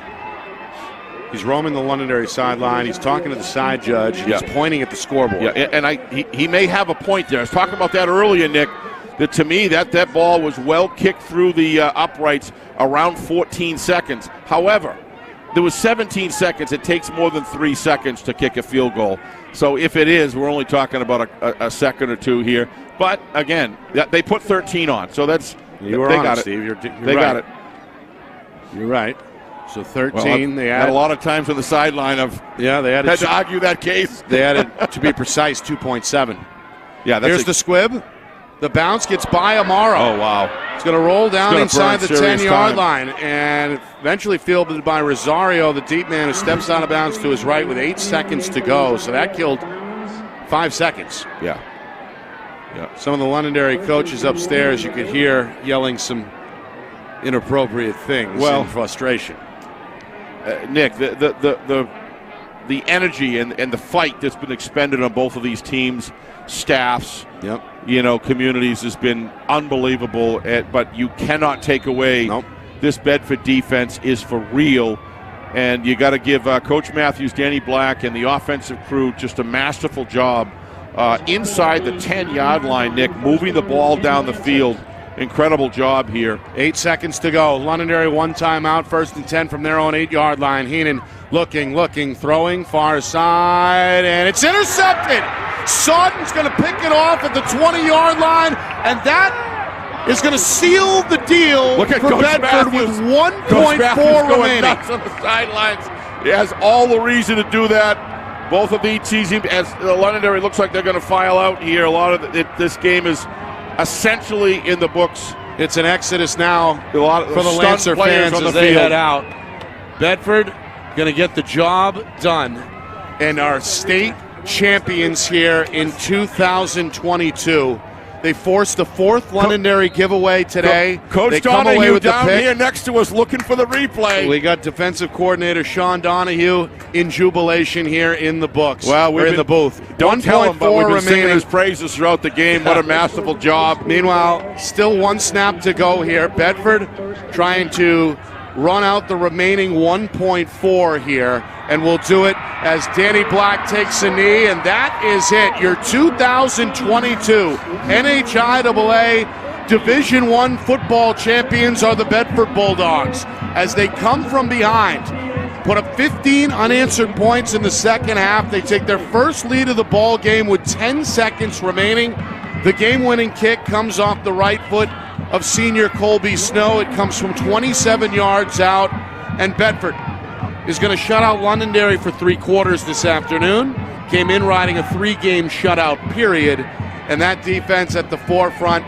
Credit all the way around, but how about Danny Black as well, spearheading that game-winning drive in the 4th quarter with less than 2 minutes to go. Yeah, it's Danny Black and his weapons and assets that he has, but the overall clock management with 1 timeout. But before that, Nick, I really think you have to take a serious look at what their defense did for them in that fourth quarter to set them up. They've done it. Whole second half. The whole second half. The defense stood tall. And what they did to shut down Drew Heenan's running game in that last stand, that offensive stand that Londonderry had, Nick, was just incredible. But I agree with you, Nick. Back to your point. Inside the 10-yard line, 2 minutes and 20 seconds left, and they methodically moved the ball down the field. Remember I said they're going to have to use the sidelines. If you ever seen any team use the sidelines to such a great effect that the Bedford Bulldogs did in that offensive drive, and then Colby Snow, of all people, able to get into the end zone, able to get right through the uprights, Nick. But that last 9-yard gain, to me, was really, really important for the Bulldogs to get. It just made it on that left hash mark, custom made there for Colby Snow. I respect both of these programs, these teams, beyond measure, Nick, but there's no question the Londonderry Lancers are stunned and the Bedford Bulldogs are ecstatic. It kind of takes me back to Jim McKay, remember in Wild World of Sports, the thrill of victory and the agony of defeat. But at the end of the day, both of these teams got into the championship. The Bedford Bulldogs, Nick, we've talked about it all year long. They have systematically been improving every single week. Everybody knew they had a great defense, but I think Danny Black's improvement had a few mishaps in the first half, but he came out in the second half.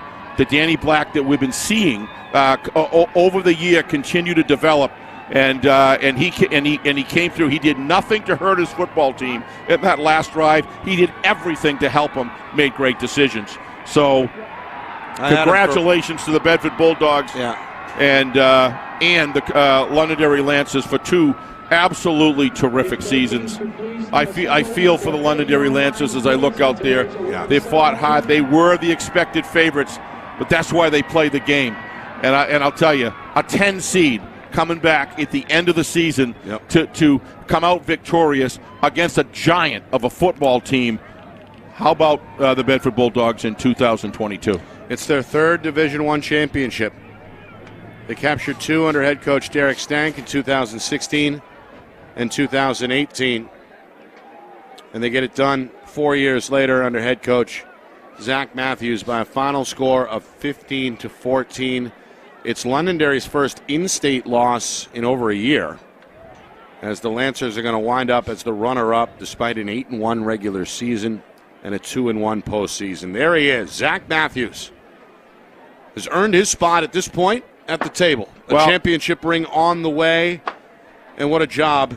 How about this fun little fact? 27 of the 28 postseason quarters, Bulldogs shut them out. Yeah, 27 out of 28. The lone was earlier today, the second quarter, where Londonderry scored 2 touchdowns, both 8-yard runs, the first from Drew Heenan, the second from Nate Pedrick, 14-0 at halftime. Second half, whole different story. Black and company able to lead the charge. Black finds Taliaferro from 8 yards out. Bedford's extra point try was blocked. It stayed 14-6 Londonderry after 3, and then fourth quarter, Logan Spear powered it in. Brought Bedford within 2 at 14-12. 2-point try shut down at the goal line by Londonderry. Lancers held the lead midway through that fourth quarter, but the final 2 minutes belonged to Bedford. Final 2:08 to be exact. They marched nearly 90 yards down the field. They set up a 27-yard field goal try for Colby Snow, and he splits the uprights with 13 seconds. And that's all she wrote, 15-14 Bulldogs. Yeah, while you're talking about the offense again, Nick, let's talk about Danny Black and running. I mean, this guy showed some heart and speed in that fourth quarter that I hadn't seen, quite frankly, all year. He's pretty much been a pocket and a rollout, an occasional run, maybe grabs a couple yards. This kid was playing his heart out for a championship. And how about Taliaferro? Going down there, taking a belt from the defense. Unbelievable hit he took. He's down on his back. He gets back up, goes out for one play, comes back in the next. I will not be denied my opportunity to help my football team in this game. What a terrific job. Bromley, terrific job. I mean, Logan Spear, terrific job. Colby Snow, Sheridan. You go on down the line. I'm naming off. There's like another 7 or 8 more that you could name off as well. So you can see why this Bedford Bulldog team, they're very, very deep and very well coached. I am thrilled for Coach Zach Matthews, Nick. I know you are as well. This guy is his 4th season. It's the rubber year where you now have all of the guys that you had right from the beginning, and he's been able to shape and culminate during the season and improve every single week as we look at Colby Snow carrying the Bulldog flag around the field. I'm thrilled for this group of guys to be able to come in as a 10 seed and to show that kind of toughness against. Let's not kid ourselves. Arguably one of the best teams I've seen, Londonderry Lancers, in a long time. This is a solid football team. Congratulations to their season as well. They may not feel it right now, but let's face it, the Bedford defense, the second half was owned by the Bedford Bulldogs. 15 unconsecutive or unanswered points in that second half for Bedford as they stunned Londonderry. You could see about half the team just collapsed on the field when that field goal went through the uprights for Bedford. Just emotions pouring out. That's all. You feel for the losing team, as you mentioned, the agony of defeat. I've got Danny Black unofficially, Steve, for 176 through the air. Yeah, I believe it. And another 29 on the ground. Again, take these numbers with a grain of salt. Snow, 4 for 42 through the air. Spear, 14 for 41 on the ground for Bedford. And Taliaferro, 5 grabs, 60 yards. On the Londonderry side, Drew Heenan at 85 yards on the ground in the first half. He owned the first half. He was the high man, but slowed down after that. Finishes with just 10 yards in the second half. And brings his final tally to 95 yards on 15 carries for Londonderry. Well, he's been a joy to watch in his final game, yes. I'll tell you, he has been a joy to watch this season. Drew Heenan is just a heart player from top to bottom. Love watching him, the entertainment that he gave me personally. I thank him from the mic here today for all the joy he brought. Watching Danny Black develop was a fantastic thing. Good coaches, good training, good effort. And I want to call out a couple other guys on Londonderry as they're feeling the pain today. But, you look at Pedrick, you look at Pemberton. What a game that Pemberton played. Yep. You go Samson, Susie. He came back in after he was injured. Susie had a sack. I mean, it goes on. I know it hurts now, but you guys are a great football team. But it was Bedford's day today. It was Bedford's half in the second half. Yep. And they just executed to an extremely high level. And they're the champions. 15-14. Is the final. There's our friend Pete Terrier from the New Hampshire Sports page. Plenty of media here. As we know today, we mentioned Roger Brown, Joe Marshallena of New Hampshire High School Sports. We saw him down there. Look at the smile on his face. As well. Pete loves to get in the trenches with the players. It's a big day for us in the media as well. We get to live vicariously, I guess, up here in the booth. So we appreciate. Couldn't be happier for that man today, Zach Matthews. What a great job he's done. Yeah, what a season it's been. Look at the sportsmanship on the sidelines. There's Bromley, now a champion. What a first-class kid. He played big in this game. He caused fumbles. Just a man, just a stud out there, wrecking crew, whatever you want to call him. He did a terrific job. They are holding the championship. So another great season in the books. Steve, your final thoughts on not just this afternoon, but really all fall. My final thoughts are with our beloved Craig and Cardoni. Just very difficult to not have him here with us. But he passed away, of course, unexpectedly back in October. One of our cameramen, terrific person, but I feel his spirit here today. Yep. And I just want to call out to his wife, Susan, that we, as Nick so aptly has done all season, we dedicate all of our games to him. But beyond that, Nick, just an absolute joy to work with the crew and you in specific. And Ben back at the studios, the work that John Barron does, Matt comes up every week, the dedication that we get to sit here and call the games and enjoy, Nick. But don't forget about Kristen. And I'm getting there. And Kristen up top, bearing the cold. And bearing you. And bearing me. I guess you could throw that too. But Nick, as always, you are the professional I love to work with, and I enjoy doing this. I can't wait for next year. But you just make it fun. You're the best there is at calling a game, and you make it easy for me and a lot of fun. I appreciate that, and it's right back at you, pal, because it's a blast. It's been a ride once again here in 2022. I want to thank all the coaches, yes, as well as the athletic directors, for from all really the various schools in the area for working hand in hand. What a great host Exeter's been, Bill with Ball us. and crew. Exeter, always a fantastic game day staff here that includes Sam and Sherm and everybody We else. miss you today, Sherm. He's overdoing UNH today, but we miss you. Yep, he's down the road, but here in spirit as well. And, of course, our friends in the media, Tom King, Joe Marshallena, Mr. Pinzenal as well, who's down there on the field somewhere, awesome. I believe. Roger Brown's been good to us. Pete Terrier from the sports page. And, of course, again, we mentioned the coaches, Coach Matthews, Coach Lozon. All of them. Coach O'Reilly. Takes a lot. And on and on. And the NHIAA for... Yep, the NHIAA.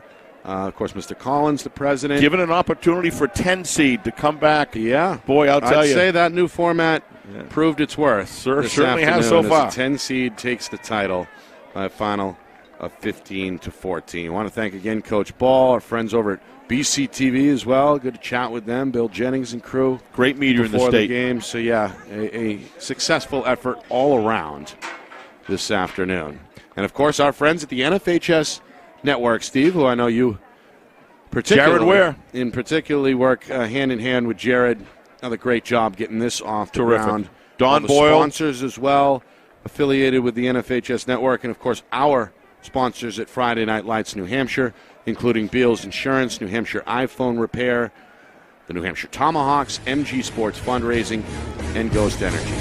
All right, final score, final time. Bedford on the heels of a strong second half. They are your 2022 NHIAA Football Division I champions as they down Londonderry by a final score of 15-14. For our Friday Night Lights New Hampshire crew, which includes Kristen, Matt, and Ben Beals, our friend John Barron, my partner, executive producer Steve Beals, and our friend watching over it all, Craig Incardoni. My name is Nick Anastas saying so long. This has been a presentation of our Friday Night Lights New Hampshire Game of the Week presented by Beals Insurance.